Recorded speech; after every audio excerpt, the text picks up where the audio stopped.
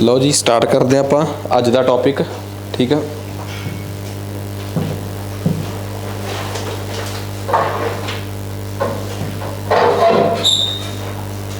ਸਾਡਾ ਅੱਜ ਦਾ ਟੌਪਿਕ ਆ pre and post independence economy.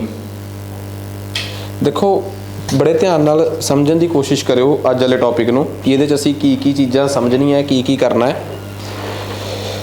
देखो हुण तक असीं ना 2 चैप्टर कंप्लीट कर चुके हैं। ठीक है, साडा जिहड़ा पहला चैप्टर सीगा वो सी नैशनल इनकम। ठीक है, तो उस तो बाद असीं अगला चैप्टर पढ़िया सी ministries related to finance and money. ठीक है, जिहदे च असीं 5-6 मिनिस्ट्रीज़ उन्हां दे अंडर डिपार्टमेंट, फिर उस तो बाद उहदे MCQs वगैरह सारे सॉल्व किए सी। सो अज दा साडा टॉपिक आ pre and post independence economy. ठीक है, कि आज़ादी तो पहला ते आज़ादी तो बाद भारत की अर्थ व्यवस्था कि भारत की इकॉनमी जिहड़ी सी वो आज़ादी तो पहला ते बाद किवें सी। ठीक है, जिहड़ा अपना अज दा लैक्चर होऊगा ना ये एक ओवरऑल व्यू आ। इस तो बाद लाइन बाय लाइन पैरे बाय पैरे आप इस लैक्चर नूं कल स्टार्ट करांगे। ठीक है, क्योंकि सब तो पहला एक वो हुंदा अपना इंपॉर्टेंट कि हाँ तुहानूं एक स्टोरी के फॉर्मेट 'च समझ आ जाए ताकि फिर कल जदों तुसीं इस लैक्चर नूं स्टार्ट करो तो तुहानूं कुछ पता होवे इहदे बारे कि इंडिया की इकॉनमी बारे मैं की दस्सण दी कोशिश कर रहा ते की है। एक गल बड़ी क्लीयर है कि जदों असी ये गल कहने हैं ना कि जिस टाइम साडे देश च यूरोपीयंस आए। ठीक है, यूरोपीयंस दे आउण दा मतलब आ पुर्तगीज़ आए। ठीक है, फिर उस तो बाद ब्रिटिश हो गए, डच हो गए, Danes, French, 3-4 British European powers साडे देश च आए। फिर इन्हां दी आपस च राइवली रही। ठीक है, आपस च माड़ धाड़ रही। इन्हां दी इंडियन राजियां नाल भी लड़ाई रही। फिर उस तो बाद इन्हां चों सारियां चों वध सुप्रीम पावर बन के निकल के आई ब्रिटिश पावर। फिर वो 1920वीं सदी के अध तक इंडिया ते कब्जा करी रखते हैं। फिर उस तो बाद इंडिया की इकॉनमी इंडियंस के हत्थ च आउंदी है। ठीक है, इंडियंस दे हत्थ च जदों इकॉनमी आई, ठीक है, वो फिर 50 साल उस इकॉनमी नूं किसी होर तरीके नाल चाहुंदे आ, 40 साल। फिर उस तो बाद इंडियंस अपनी इकॉनमी का मॉडल बदल दिंदे आ। अज जिहड़ा इकॉनमी का साडा मॉडल आ, ठीक आ, ना तो वो अंग्रेज़ां नाल मिलदा है ते ना ही आज़ादी तो बाद दे पहले 40 सालां नाल मिलदा है। सो असीं अज एक ओवरव्यू लवांगे कि इंडियन इकॉनमी जिहड़ी आ, ठीक आ, वो किहड़े फेस चों लंघ के आई है। ठीक है, हुण देखो वैसे तो जे कोई मैनूं ये कहे कि पहला हिस्टरी पढ़ाओ इहदी इंडिया की हिस्टरी तो ऐ कि पहला इंडिया मुगलों के अंडर सी, फिर ब्रिटिश आए, ब्रिटिश आके सब तो पहला उन्होंने साडी घेराबंदी की, रिंग फैंसिंग की, फिर उन्होंने सानू आइसोलेट कर लिया, गुलाम कर लिया, फिर उन्होंने सानू फैडरेशन च बनाता, फिर आज़ाद करता। ये तो होगी पोलीटिकल हिस्टरी। पर मैं पढ़ाउणी है इकनॉमिक हिस्टरी कि इकॉनमिकली इंडिया नूं इंडिया किवें अपने राह बदलदा गया, वो असीं अज समझण दी कोशिश करनी है। देखो इस गल नूं समझण तो पहलां सानू एक गल पता होनी चाहिए है कि पूरी दुनिया च इकॉनमी दे 2-3 मॉडल ने जिहड़े बहुत मशहूर ने, जिन्हां तो सानू पता लगता है कि हाँ इकॉनमी नूं लैके की हो सकता है या की सोचा जा सकता है। वैसे मोटे तौर पर जदों असीं इंडिया की इकॉनमी नूं समझांगे उस तो पहलां सानू ये पता होना चाहिए कि जनरली इकॉनमी जिहड़ी आ, इकनॉमिक्स जिहड़ी आ, वो किन्ने प्रकार दी है मोटे तौर पर। देखो एक हुंदी आ इकॉनमी कैपिटलिज्म तो प्रभावित। ठीक है, वो अर्थ व्यवस्था जिहड़ी पूंजीवाद तो प्रभावित होवे। कैपिटलिज्म तो जिहड़ी इकॉनमी वो आ मतलब कि कह लो इन्फ्लुएंसड आ। ठीक है, उन्होंने कहते हैं कैपिटलिस्टिक इकॉनमी। उस तो बाद एक हुंदी आ दूसरे नंबर पर आउंदी आ साडी सोशलिस्टिक इकॉनमी, समाजवादी इकॉनमी, जिहदे च समाज जिहड़ा है उन्नू तरजीह दित्ती जांदी है। तीसरे नंबर पर आउंदी है कैपिटलिस्टिक कम्युनिस्टिक इकॉनमी। ठीक है, जिहड़ी वामपंथ तो बहुत ज़्यादा प्रभावित होंदी है। ठीक है, ये 3 इकॉनमी के मॉडल आ जिहड़े दुनिया के वक्रे टाइम ते दुनिया नूं इन्हां ने प्रभावित किया। तो अज असीं इन्हां 3 मॉडल्स बारे सब तो पहला समझण की कोशिश करांगे कि ये 3 प्रकार के मॉडल हुंदे किहड़े आ, की मॉडल ने ये। ठीक है, जिवें सपोज करो कि सानू सब तो पहला ये भी पूछा जा सकता कि ये 3 मॉडल है किहड़े आ।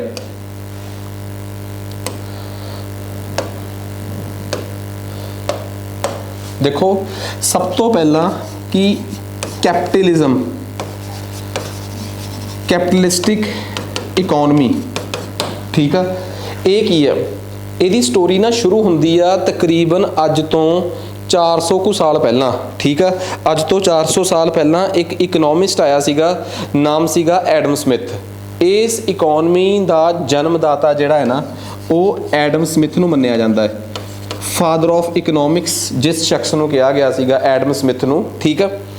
आखिर उस बंदे ने इस प्रकार की इकोनमी ਨੂੰ जन्म दिता ਤੇ ਅੱਜ ना इंडिया वर्गे देशों च इस इकोनमी ਨੂੰ बहुत ज़्यादा क्रिटिसाइज किया जाता है। चाइना भी इस इकोनमी ਨੂੰ क्रिटिसाइज करता है, बट दुनिया के बहुत देश जिहड़े आ ਉਹ इस इकोनमी के मॉडल ते चल भी रहे हैं, ठीक है। पर ਜਿਹੜੇ देश इस मॉडल ते चल भी रहे आ ਉਹਨਾਂ ਨੂੰ भी ये गल मननी पई कि ये मॉडल जिहड़ा है वो अपने आप च 100% कामयाब नहीं हैगा, ਇਹਦੇ ਚ ਕਿਤੇ ਨਾ ਕਿਤੇ ਕਮੀਆਂ ਹੈ। इस मॉडल की रिप्लेसमेंट के तौर पर आया सीगा कम्युनिस्टिक मॉडल, ठीक है। कम्युनिस्टिक इकोनमी जिन्हों कई बारी लोग ना सोशलिस्टिक इकोनमी भी कह देंगे आ, पर फर्क आ दोवां दे विच। कम्युनिस्टिक इकोनमी ते सोशलिस्टिक इकोनमी च एक फर्क आ, ठीक है। फिर वो मॉडल अगले 100-150 साल दुनिया ते असर करता रहा, 100 साल तो चलिया। उस मॉडल के फेल होने तो बाद फिर लोगों ने एक मॉडल होर अडॉप्ट किया, मिक्सड इकोनमी। मिक्सड इकोनमी च भी तीन गल्लां ने, एक ਉਹਦੇ 'ਚ ज़्यादा तड़का सोशलिस्टिक वाला है तो घट कैपिटलिस्टिक वाला है, एक ਜਿਹਦੇ 'ਚ ज़्यादा दूसरा है तो एक ਉਹ ਜਿਹਦੇ 'ਚ ਦੋਵੇਂ बराबर बराबर आ, ठीक है। हर एक मॉडल हुण जे कोई मैनूं कहे कि अज दे देश च किहड़ी इकोनमी आ जिहड़ी एग्जैक्ट कैपिटलिस्टिक आ जां एग्जैक्ट कम्युनिस्टिक आ, कोई भी नहीं। ਜਿਹੜੀ ਅਮਰੀਕਾ ਵਰਗੀਆਂ ਇਕੋਨਮੀਆਂ ਹੈ ਉਹ ਵੀ ਮਿਕਸਡ ਆ, ਇੰਡੀਆ ਵੀ ਮਿਕਸਡ ਆ ਤੇ ਰਸ਼ੀਆ ਵੀ ਮਿਕਸਡ ਆ। ਰਸ਼ੀਆ ਅੱਜ ਜ਼ਿਆਦਾ ਸੋਸ਼ਲਿਸਟਿਕ ਆ ਜਾਂ ਕਮਿਊਨਿਸਟਿਕ ਆ ਤੇ ਥੋੜੀ ਕੀ ਆ ਕੈਪੀਟਲਿਸਟਿਕ। ਅਮਰੀਕਾ ਜ਼ਿਆਦਾ ਕੈਪੀਟਲਿਸਟਿਕ ਆ ਤੇ ਥੋੜੀ ਕੀ ਆ सोशलिस्टिक, तो इंडिया बराबर बराबर आ। अज कोई भी इकोनमी किसी भी तिन्ना चों एग्जैक्टली कोई एक होवे ये पॉसीबल ही नहीं, तो ना ही कोई इकोनमी एवें सर्वाइव कर सकती है। ये सारियां गल्लां दस्सण तो बाद हुण मैं दसदा कि तिन्ने मॉडल है की है। सब तो पहलां इन्हां मॉडल्स की लोड़ पई क्यों? देखो एक गल बड़ी क्लीयर आ, जदों असीं वर्ल्ड मैप नूं समझदे आ ना, जदों असीं वर्ल्ड मैप बारे समझण की कोशिश करते हैं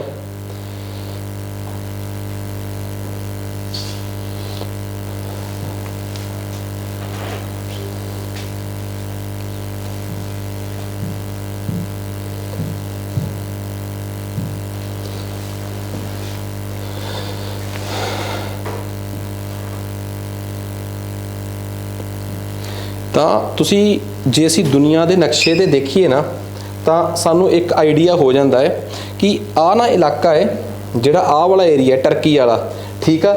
ਆ ਟਰਕੀ ਵਾਲਾ ਏਰੀਆ ਜਿਹੜਾ, ਠੀਕ ਆ, ਇਹ ਪੁਰਾਣੇ ਟਾਈਮ 'ਚ 15ਵੀਂ ਸਦੀ ਦੇ ਨੇੜੇ ਤੇੜੇ, 15ਵੀਂ ਸਦੀ ਦਾ ਮਤਲਬ ਆ 1450 ਤੋਂ ਲੈ ਕੇ 1550 ਤੱਕ ਦਾ ਦੌਰ, ਠੀਕ ਆ। ਉਸ ਟਾਈਮ ਇਸ ਜਗ੍ਹਾ ਤੇ ਕੰਸਟੈਂਟੀਨੋਪਲ इस इलाके का नाम हुंदा सीगा, ठीक है। उस टाइम जिहड़ा ये एरिया सी ना, उस टाइम तो पहला आ जिहड़ा यूरोप सीगा, उस टाइम तो पहला ये सी यूरोप का काला दौर सीगा। अज जिहड़े यूरोपीयन सारी दुनिया नूं मत दिंदे फिरदे आ ना कि असीं सियाणे आ ते साडे वर्गे बनन दी कोशिश करो, ये खुद बेअकल रहे आ तकरीबन अपनी इस सदी के पहले 1500 साल, ठीक है। उस टाइम अकल सानू हुंदी सीगी, ठीक है। ਹੁਣ ਅਸੀਂ ਉਹਨਾਂ ਨੂੰ ਦੇ ਆਏ ਹਾਂ, ਠੀਕ ਆ, ਤੇ ਆਪ ਬੇਅਕਲ ਆ। ਤਾਂ ਉਹ ਦੌਰ ਸੀਗਾ ਜਦੋਂ ਇੱਥੇ ਡਾਰਕ ਏਜ ਸੀ। ਡਾਰਕ ਏਜ ਦਾ ਮਤਲਬ ਆ ਕਿ ਇੱਥੋਂ ਦੇ ਲੋਕਾਂ ਨੂੰ ਕੋਈ ਅਕਲ ਨਹੀਂ ਸੀ, ਰਹਿਣਾ ਸਹਿਣਾ ਕੁਝ ਵੀ ਨਹੀਂ ਸੀਗਾ ਯਾਰ ਇਹਨਾਂ ਕੋਲ, ਠੀਕ ਆ। ਇੱਕੋ ਗੱਲ ਪਤਾ ਸੀ ਇਹਨਾਂ ਨੂੰ ਕਿ ਲੜਿਆ ਕਿਵੇਂ ਜਾਂਦਾ, ਮਰਿਆ ਕਿਵੇਂ ਜਾਂਦਾ, ਖਪਿਆ ਕਿਵੇਂ ਜਾਂਦਾ ਹੈ, ਬਸ ਹਾਂ ਜੋ ਇਹਨਾਂ ਦੇ ਰਾਜੇ ਨੇ ਕਹਿਤਾ ਉਹ ਸੱਚ ਆ। ਤੁਸੀਂ ਸੋਚ ਕੇ ਦੇਖੋ 1500 ਤੱਕ ਅਸੀਂ ਕਿੰਨਾ ਕੁਝ ਲੱਭ ਲਿਆ ਹੋਊਗਾ, ਠੀਕ ਆ। ਅਸੀਂ ਤਾਂ 300 ਏਡੀ ਦੇ ਵਿੱਚ 400 ਏਡੀ ਦੇ ਵਿੱਚ ਸਾਨੂੰ ਆਰਿਆਭੱਟ ਵਰਗੇ, ਚਰਕ ਵਰਗੇ, ਠੀਕ ਆ, ਸਕੋਲਰ ਟੱਕਰੇ ਸੀਗੇ। ਤੇ ਸਾਡੇ ਦੇਸ਼ 'ਚ 300-400 ਏਡੀ ਨੂੰ ਇਹ ਕਿਹਾ ਜਾਂਦਾ ਸੀਗਾ ਕਿ ਸਾਡੇ ਦੇਸ਼ ਦੀ ਉਹ ਗੋਲਡਨ ਏਜ ਆ, ਠੀਕ ਆ ਨਾ, ਸਵਰਨ ਕਾਲ ਸੀ ਸਾਡੇ ਇਤਿਹਾਸ ਦਾ, ਜਦੋਂ ਸਾਡੇ ਦੇਸ਼ ਕੋਲ ਬਹੁਤ ਤਗੜੇ ਮੈਥਮੈਟੀਸ਼ੀਅਨ ਤੋਂ ਲੈ ਕੇ, ਠੀਕ ਆ, ਐਸਟਰੋਨੋਮਰ ਵੀ ਸੀਗੇ, ਐਸਟਰੋਲੋਜਰ ਵੀ ਸੀਗੇ, ਸਾਰੇ ਟਾਈਪ ਦੇ ਲੋਕ ਸੀਗੇ, ਠੀਕ ਆ। पर उस टाइम पहले 1500 साल इस सदी के अज 2100 साल हो गए तकरीबन, तो पहले 1500 साल इस सदी के यूरोप वास्ते बड़े काले दौर के रहे, डार्क एज, ਫਿਰ ਉੱਥੇ ਯੂਰਪ ਦੇ ਵਿੱਚ ਨਾ ਲੋਕਾਂ 'ਚ ਨਾ ਤਰਕ ਕਰਨ ਦੀ ਅਕਲ ਆ ਗਈ। ਕਿਉਂ ਕਿੰਨਾ ਕੁ ਚਿਰ ਤੁਸੀਂ ਇੱਕ ਗੱਲ ਦੇਖੋ ਨਾ, ਤੁਸੀਂ ਪੰਜਾਬ ਤੁਸੀਂ ਵੀ ਇਸ ਚੀਜ਼ ਨੂੰ ਫੀਲ ਕਰ ਰਹੇ ਹੋ, ਰੈਨੀਸੈਂਸ ਨੂੰ, ਠੀਕ ਆ। ਦੇਖੋ ਇੱਕ ਗੱਲ ਆ, ਕਿਸੇ ਵੀ ਜਗ੍ਹਾ ਤੇ ਕੋਈ ਦੌਰ ਜਿਹੜਾ ਨਾ ਇੱਕੋ ਦਮ ਨਹੀਂ ਪਲਟਦਾ। ਜਿਹੜੇ ਲੀਡਰ 2010 ਤੱਕ 12 ਤੱਕ ਸਾਡੇ ਘਰਾਂ 'ਚ ਆ ਕੇ ਵੋਟਾਂ ਲੈ ਜਾਂਦੇ ਸੀਗੇ ਤੇ ਅਸੀਂ ਅੱਖਾਂ ਦੇ ਪੱਟੀ ਬੰਨ੍ਹ ਕੇ ਉਹਨਾਂ ਦੇ ਮਗਰ ਚੱਲ ਪੈਂਦੇ ਸੀ, ਮੈਂ ਮੰਨਦਾ ਕਿ ਅੱਜ ਵੀ ਸਾਡੇ ਸਵਾਲ ਬਹੁਤੇ ਬੇਤੁਕੇ ਆ ਜਿਹੜੇ ਅਸੀਂ ਲੀਡਰਾਂ ਨੂੰ ਪੁੱਛਦੇ ਹਾਂ, ਠੀਕ ਆ। ਅਸੀਂ ਅੱਜ ਵੀ ਲਾਈ ਲੱਗਾ, ਪਰ ਫਿਰ ਵੀ ਜੇ ਕੋਈ ਮੈਨੂੰ ਇਹ ਕਹਿ ਦੇ ਕਿ 2017 2019 ਤੇ 2022 'ਚ ਜਿਹੜੀ ਸਾਡੀ ਪੋਲੀਟਿਕਸ ਆ ਇੰਡੀਆ ਦੇ ਸਾਰੀਆਂ ਸਟੇਟਾਂ ਦੀ, ਉਹਦੇ 'ਚ ਕੀ ਬਦਲਾਅ ਆਇਆ ਹੈ, ਤਾਂ ਸਭ ਤੋਂ ਵੱਡਾ ਬਦਲਾਅ ਇਹ ਆਇਆ ਕਿ ਅਸੀਂ ਕੁਛ ਨਾ ਕੁਛ ਲੀਡਰਾਂ ਨੂੰ ਸਵਾਲ ਪੁੱਛਣੇ ਸ਼ੁਰੂ ਕਰਤੇ ਆ, ਠੀਕ ਹੈ। ਇਹਨੂੰ ਕਹਿੰਦੇ ਆ ਤਰਕ ਦੀ ਗੱਲ ਕਰਨਾ, ਠੀਕ ਆ। ਹੁਣ ਇਹ ਗੱਲ ਅੱਡ ਆ, ਜਦੋਂ ਅਸੀਂ ਆਪਣੀ ਸਿਆਣਪ ਨੂੰ ਦੇਖਦੇ ਹਾਂ ਤਾਂ ਫਿਰ ਮੈਨੂੰ ਇੱਕ ਵਾਰੀ ਜ਼ਰੂਰ ਫੀਲ ਹੁੰਦਾ ਕਿ ਅਸੀਂ ਇੰਨੇ ਨਿਕੰਮੇ ਆ, ਪਰ ਫਿਰ ਵੀ ਇੱਕ ਹੌਸਲਾ ਹੁੰਦਾ ਕਿ ਘੱਟੋ ਘੱਟ ਸਾਨੂੰ ਸਵਾਲ ਪੁੱਛਣੇ ਤਾਂ ਆ ਗਏ, ਸਾਨੂੰ ਗੱਲ ਕਰਨ ਦੀ ਤਾਂ ਆ ਗਈ, ਸਾਨੂੰ ਗੱਲ ਕਰਨ ਦਾ ਤਰੀਕਾ ਤੇ ਆ ਗਿਆ। ਤਰਕ, ਰੈਸ਼ਨਲਿਜ਼ਮ, ਜਿਹਨੂੰ ਅਸੀਂ ਰੈਸ਼ਨਲਿਜ਼ਮ ਕਹਿੰਦੇ ਆ, ਉਹ ਤਾਂ ਸਾਡੇ 'ਚ ਆ ਗਿਆ। ਯੂਰੋਪੀਅਨਸ ਦੇ ਵਿੱਚ ਇਹ ਗੱਲ 15ਵੀਂ ਸਦੀ 'ਚ ਆਈ ਸੀ। ਉਸ ਤੋਂ ਪਹਿਲਾਂ ਉਹਨਾਂ ਦੇ ਪੋਪ ਨੇ, ਉਹਨਾਂ ਦੇ ਜਿਹੜੇ ਧਾਰਮਿਕ ਸਥਾਨ ਸੀਗੇ, ਉੱਥੋਂ ਜਿਹੜੇ ਉਪਦੇਸ਼ ਜਾਰੀ ਹੋ ਗਏ, ਠੀਕ ਆ। ਜਿਹਨੂੰ ਸੰਤ ਕਹਿਤਾ, ਠੀਕ ਆ। ਉਦੋਂ ਪਹਿਲੀ ਵਾਰ ਹੋਇਆ ਕਿ ਲੋਕਾਂ ਨੂੰ ਧਰਮ ਨੇ ਇੰਨਾ ਜ਼ਿਆਦਾ ਅਕਾਤਾ ਸੀਗਾ, ਠੀਕ ਆ, ਕਿ ਲੋਕਾਂ ਨੂੰ ਇਹ ਅਹਿਸਾਸ ਸੀਗਾ ਕਿ ਹਾਂ, ਜਿਹੜਾ ਬੰਦਾ ਪਾਪ ਕਰਦਾ ਹੈ ਉਹ ਸਾਲ ਦੇ ਐਂਡ 'ਚ ਚਰਚ ਤੋਂ ਫਿਰ ਪਾਦਰੀ ਆਊਗਾ, ਤੇਰੀ ਲਿਸਟ ਬਣਾਊਗਾ ਕਿ ਤੇਰੇ ਇਸ ਵਾਰ ਦੇ ਪਾਪ $1000 ਦੇ ਆ, $1000 ਭਰੋ, ਪਾਪ ਖਤਮ, ਠੀਕ ਆ। ਸਿਨ ਟੈਕਸ ਲੱਗਦਾ ਹੁੰਦਾ ਸੀ ਉਦੋਂ। ਉਹ ਦੌਰ ਤੋਂ ਲੋਕ ਟੈਕਸ ਪੇ ਕਰਦੇ ਇੱਕੋ ਦਮ ਤਰਕਵਾਦੀ ਹੋ ਗਏ। ਜਰਮਨ ਦੇ ਵਿੱਚ ਇੱਕ ਮਾਰਟਿਨ ਲੂਥਰ ਨਾਮ ਦਾ ਸ਼ਖਸ ਪੈਦਾ ਹੋਇਆ, ਠੀਕ ਆ। ਤਾਂ ਉਹਨੇ ਸਭ ਤੋਂ ਪਹਿਲਾਂ ਤਰਕ ਦੀ ਗੱਲ ਕੀਤੀ। ਫਿਰ ਇੱਕ ਕੈਲਵਿਨ ਨਾਮ ਦਾ ਸ਼ਖਸ ਪੈਦਾ ਹੋਇਆ, ਉਹਨੇ ਯੂਰਪ ਦੇ ਵਿੱਚ ਤਰਕਵਾਦੀ ਹੋਣ ਦੀ ਗੱਲ ਕੀਤੀ। ਇਸ ਤਰੀਕੇ ਨਾਲ 15ਵੀਂ 16ਵੀਂ ਸਦੀ 'ਚ ਸਭ ਤੋਂ ਪਹਿਲਾਂ ਲੋਕਾਂ 'ਚ ਰੈਨੀਸੈਂਸ ਦੇ ਇੱਕ ਭਾਵਨਾ, ਮਤਲਬ ਕਿ ਨਵੇਂ ਸਿਰਿਓਂ ਆਪਣੇ ਕਲਚਰ ਨੂੰ ਪੁਨਰ ਜਾਗਰਿਤ ਕਰਨ ਦੀ ਭਾਵਨਾ ਪੈਦਾ ਹੋਈ। ਫਿਰ ਪਹਿਲਾਂ ਜਾ ਕੇ ਧਰਮ ਨੂੰ ਲੈ ਕੇ ਸਭ ਨੇ ਪ੍ਰਸ਼ਨ ਚਿੰਨ੍ਹ ਉਠਾਇਆ। ਜਦੋਂ ਅਸੀਂ ਧਰਮ ਨੂੰ ਲੈ ਕੇ ਪ੍ਰਸ਼ਨ ਚਿੰਨ੍ਹ ਉਠਾਉਂਦੇ ਆ ਨਾ, ਉਹਨੂੰ ਕਹਿੰਦੇ ਆ ਰੀਫੋਰਮੇਸ਼ਨ। ਫਿਰ ਅਸੀਂ ਆਪਣੇ ਆਪ ਨੂੰ ਬਦਲਦੇ ਹਾਂ, ਆਪਣੇ ਆਪ ਨੂੰ ਬਦਲਣ ਨੂੰ, ਆਪਣੇ ਕਲਚਰ ਨੂੰ ਨਵੇਂ ਸਿਰਿਓਂ ਪਰਖਣਾ, ਠੀਕ ਆ। ਹੁਣ ਇੱਕ ਗੱਲ ਦੱਸੋ, ਅੱਜ ਅਸੀਂ ਕਈ ਵਾਰੀ ਆਪਣੇ ਧਰਮਾਂ ਨੂੰ ਲੈ ਕੇ ਇਹ ਗੱਲ ਕਰਨ ਲੱਗ ਪੈਂਦੇ ਆ ਕਿ ਹਾਂ, ਕਿ ਸਾਨੂੰ ਅੱਜ ਆਪਣੇ ਧਰਮ ਨੂੰ ਲੈ ਕੇ ਇੰਨਾ ਕੁ ਡਰਾ ਦਿੰਦੇ ਆ ਕਿ ਇਹ ਸਾਰਾ ਕੁਛ ਜੇ ਤੁਸੀਂ ਇਸ ਤਰੀਕੇ ਨਾਲ ਇਹਦੇ ਬਾਰੇ ਬੋਲੋਗੇ ਪਾਪ ਲੱਗੂਗਾ, ਠੀਕ ਆ। ਸਾਡਾ ਸਾਰਾ ਕੁਛ ਪਾਪ ਤੇ ਪੁੰਨ 'ਚ ਫਿਕਸ ਕਰਤਾ। ਜਦ ਕਿ ਜਦੋਂ ਅਸੀਂ ਆਪਣੇ ਧਰਮਾਂ ਦੀ ਗੱਲ ਕਰਦੇ ਹਾਂ, ਤੁਸੀਂ ਹਿੰਦੂ ਧਰਮ ਤੋਂ ਪੜ੍ਹਨਾ ਸ਼ੁਰੂ ਕਰ ਦਿਓ। ਹਿੰਦੂ ਧਰਮ ਦੇ ਵੇਦਾਂ ਤੋਂ ਲੈ ਕੇ ਸਿੱਖ ਧਰਮ ਨੂੰ ਮੈਂ ਅੱਜ ਦੇ ਸਭ ਤੋਂ ਮਾਡਰਨ ਧਰਮਾਂ 'ਚੋਂ ਇੱਕ ਧਰਮ ਮੰਨਦਾ, ਠੀਕ ਆ। ਹਿੰਦੂ ਧਰਮ ਤੋਂ ਲੈ ਕੇ ਸਿੱਖ ਧਰਮ ਤੱਕ ਤੁਸੀਂ ਦੇਖ ਕੇ ਦੇਖੋ, ਕਿਸੇ ਧਰਮ ਨੇ, ਹਰ ਧਰਮ ਨੇ ਇੱਕੋ ਗੱਲ ਸਿਖਾਈ ਆ, ਅੰਧ ਵਿਸ਼ਵਾਸ ਤੋਂ ਬਚਣਾ ਹੈ, ਠੀਕ ਆ, ਤੇ ਤਰਕ ਦੀ ਗੱਲ ਕਰਨੀ ਆ। ਇਹ ਸਾਡੇ ਸਪਿਰਚੁਅਲ ਲੀਡਰ ਸਾਨੂੰ ਦੱਸ ਕੇ ਗਏ ਆ, ਠੀਕ ਆ। ਜਿਹੜੇ ਸਪਿਰਚੁਅਲ ਲੀਡਰ ਸਾਨੂੰ ਦੱਸ ਕੇ ਗਏ ਆ, ਅਸੀਂ ਉਹਨਾਂ ਦੀਆਂ ਮੜੀਆਂ, ਉਹਨਾਂ ਦੇ ਬੁੱਤ, ਉਹਨਾਂ ਦਾ ਸਾਰਾ ਕੁਝ ਬਣਾ ਕੇ, ਉਹਨਾਂ ਨੂੰ ਹੀ ਮੱਥੇ ਟੇਕ ਕੇ ਅਸੀਂ ਉਸੇ ਚੀਜ਼ ਨੂੰ ਜਨਮ ਦੇਤਾ ਜਿਹੜੀ ਚੀਜ਼ ਤੋਂ ਸਾਨੂੰ ਉਹ ਰੋਕ ਕੇ ਗਏ ਸੀਗੇ। ਜਦੋਂ ਓ ਮਾਈ ਗੋਡ ਐਂਡ 'ਚ ਖਤਮ ਹੁੰਦੀ ਹੈ ਨਾ, ਤਾਂ ਉਹਦੇ 'ਚ ਅਕਸ਼ੇ ਕੁਮਾਰ ਜਿਹੜਾ ਹੈ ਉਹ ਇੱਕ ਗੋਡ ਦੇ ਰੂਪ 'ਚ ਹੁੰਦਾ ਹੈ, ਤੇ ਪਰੇਸ਼ ਰਾਵਲ ਨੂੰ ਉਹ ਸਾਰੀ ਫਿਲਮ, ਪਰੇਸ਼ ਰਾਵਲ ਐਜ਼ ਜਿਹੜਾ ਸੀਗਾ, ਉਹਨੂੰ Akshay Kumar as a god ਤਾਂ ਹੀ ਦੇਖਦਾ ਹੈ ਕਿਉਂਕਿ ਉਹ ਮੰਨਦਾ ਹੁੰਦਾ ਕਿ ਰੱਬ ਹੈ ਨਹੀਂ। ਪਰ ਉਹ ਕਹਿੰਦਾ ਕਿ ਮੈਂ ਤਾਂ ਇਹੀ ਮੰਨਦਾ ਸੀ ਕਿ ਰੱਬ ਹੈ ਨਹੀਂ, ਫਿਰ ਤੂੰ ਮੈਨੂੰ ਹੀ ਕਿਉਂ ਦੱਸਿਆ? ਕਹਿੰਦਾ ਜਿਹੜੇ ਇਹ ਮੰਨਦੇ ਆ ਕਿ ਰੱਬ ਹੈਗਾ ਹੈ, ਉਹ ਸਗੋਂ ਮੈਨੂੰ ਜ਼ਿਆਦਾ ਡਾਊਟਫੁਲ ਲੱਗਦੇ ਆ। ਉਹ ਮੈਨੂੰ ਉਦੋਂ ਹੀ ਮੱਥਾ ਟੇਕਣ ਆਉਂਦੇ ਆ ਜਦੋਂ ਉਹਨਾਂ ਨੂੰ ਮੇਰੀ ਲੋੜ ਆ। ਘੱਟੋ ਘੱਟ ਤੂੰ ਆਪਣੇ ਗੱਲ ਤੇ ਆਪਣਾ ਸਟੈਂਡ ਪੱਕਾ ਤਾਂ ਰੱਖਿਆ ਕਿ ਰੱਬ ਹੈ ਨਹੀਂ, ਤੂੰ ਸੱਚਾ, ਇਸ ਕਰਕੇ ਮੈਂ ਤੈਨੂੰ ਮਿਲਿਆ ਆ ਕੇ। ਤੇ ਲਾਸਟ ਤੱਕ ਜਾਂਦੇ ਉਹਦੀ ਇੰਨੀ ਹੈਲਪ ਕਰਦਾ ਹੈ ਕਿ ਜਦੋਂ ਲਾਸਟ 'ਚ ਇੱਕ ਤਵੀਤ ਜਿਹਾ ਹੁੰਦਾ ਉਹਦਾ, ਜਦੋਂ ਉਹ ਗੋਡ ਚਲਾ ਜਾਂਦਾ ਹੈ ਤਾਂ ਉਹ ਤਵੀਤ ਨੂੰ ਆਪਣੇ ਜੇਬ 'ਚ ਪਾਉਣ ਦੀ ਕੋਸ਼ਿਸ਼ ਕਰਦਾ ਹੈ। ਕਹਿੰਦਾ ਕਿ ਹੁਣ ਤੂੰ ਜਾਂਦਾ ਉਹੀ ਕੰਮ ਕਰਨ ਲੱਗਾ ਜੋ ਬਾਕੀ ਕਰ ਰਹੇ ਆ, ਠੀਕ ਆ। ਜਿਹੜੀਆਂ ਚੀਜ਼ਾਂ ਤੋਂ ਪ੍ਰਭਾਵਿਤ ਹੋ ਕੇ ਮੈਂ ਤੈਨੂੰ ਮਿਲਣ ਆਇਆ ਸੀਗਾ, ਤੂੰ ਲਾਸਟ 'ਚ ਉਹਨਾਂ ਤੋਂ ਹੀ ਮੁਨਕਰ ਹੁੰਦਾ ਜਾ ਰਿਹਾ। ਤਾਂ ਫਿਰ ਉਹਨੂੰ ਕਹਿੰਦਾ ਕਿ ਹੁਣ ਇਹ ਤਵੀਤ ਸੁੱਟ ਦੇ, ਠੀਕ ਆ। ਕਿਸੇ ਨੂੰ ਇਸ ਤਰੀਕੇ ਨਾਲ ਯਾਦ ਕਰਨਾ ਰੱਬ ਨੂੰ, ਕੱਲ੍ਹ ਨੂੰ ਤੂੰ ਇੱਥੇ ਲਾ ਦੇਂਗਾ, ਫਿਰ ਇੱਥੇ ਮੱਥਾ ਟੇਕਣ ਲੱਗ ਪਏਗਾ, ਆਪਣੇ ਬੱਚਿਆਂ ਨੂੰ ਸਿਖਾਏਗਾ ਕਿ ਮੈਨੂੰ ਰੱਬ ਮਿਲਿਆ ਸੀ। ਤਾਂ ਇਹ ਇੱਕ ਕਨਸੈਪਟ ਸੀਗਾ, ਸਾਨੂੰ ਰੈਸ਼ਨਲਿਜ਼ਮ ਸਿਖਾਇਆ ਗਿਆ ਸੀਗਾ, ਠੀਕ ਆ। ਪਰ ਅਸੀਂ ਉਸ ਚੀਜ਼ ਨੂੰ ਵੀ ਕਿਸੇ ਨਾ ਕਿਸੇ ਤਰੀਕੇ ਨਾਲ ਹੋਰ ਹੀ ਕੁਝ ਬਣਾ ਕੇ ਰੱਖਤਾ। ਯੂਰੋਪੀਅਨਸ ਜਿਹੜੇ ਆ ਉਹਨਾਂ ਦੀ ਕਾਮਯਾਬੀ ਦਾ ਸਭ ਤੋਂ ਵੱਡਾ ਕਾਰਨ ਪਤਾ ਕੀ ਆ? ਯੂਰੋਪੀਅਨਸ ਨੇ 15ਵੀਂ ਸਦੀ 'ਚ ਇੱਕ ਗੱਲ ਮੰਨ ਲਈ ਕਿ ਸਾਡੇ ਧਰਮ 'ਚ ਕੁਛ ਨਾ ਕੁਛ ਗੰਦਲਾਪਣ ਆ ਗਿਆ ਹੈ, ਫਿਰ ਉਹਨੂੰ ਠੀਕ ਕਰਨਾ ਹੈ। ਕਈ ਧਰਮਾਂ ਦੀ ਇਹ ਕਮੀ ਆ, ਮੈਂ ਕਿਸੇ ਵੀ ਧਰਮ ਦਾ ਨਾਂ ਨਹੀਂ ਲੈ ਸਕਦਾ, ਪਰ ਕਈ ਧਰਮਾਂ 'ਚ ਹਜੇ ਇਹ ਕਮੀ ਆ ਕਿ ਉਹਨਾਂ ਦੇ ਜਿਹੜੇ ਟੌਪ ਲੈਵਲ ਦੀ ਬੈਠੀ ਲੀਡਰਸ਼ਿਪ ਆ ਨਾ, ਧਾਰਮਿਕ ਲੀਡਰਸ਼ਿਪ, ਉਹ ਇਹ ਗੱਲ ਮੰਨਣ ਨੂੰ ਤਿਆਰ ਹੀ ਨਹੀਂ ਕਿ ਸਾਡੇ ਧਰਮਾਂ 'ਚ ਕਿਤੇ ਨਾ ਕਿਤੇ ਕਮੀਆਂ ਆ ਗਈਆਂ ਹੈ। ਠੀਕ ਆ, ਉਹ ਉਦੋਂ ਤੱਕ ਨਹੀਂ ਠੀਕ ਹੋਣਗੇ ਜਦੋਂ ਤੱਕ ਉਹ ਆਪਣੀਆਂ ਕਮੀਆਂ ਨੂੰ ਸਮਝ ਨਹੀਂ ਸਕਣਗੇ।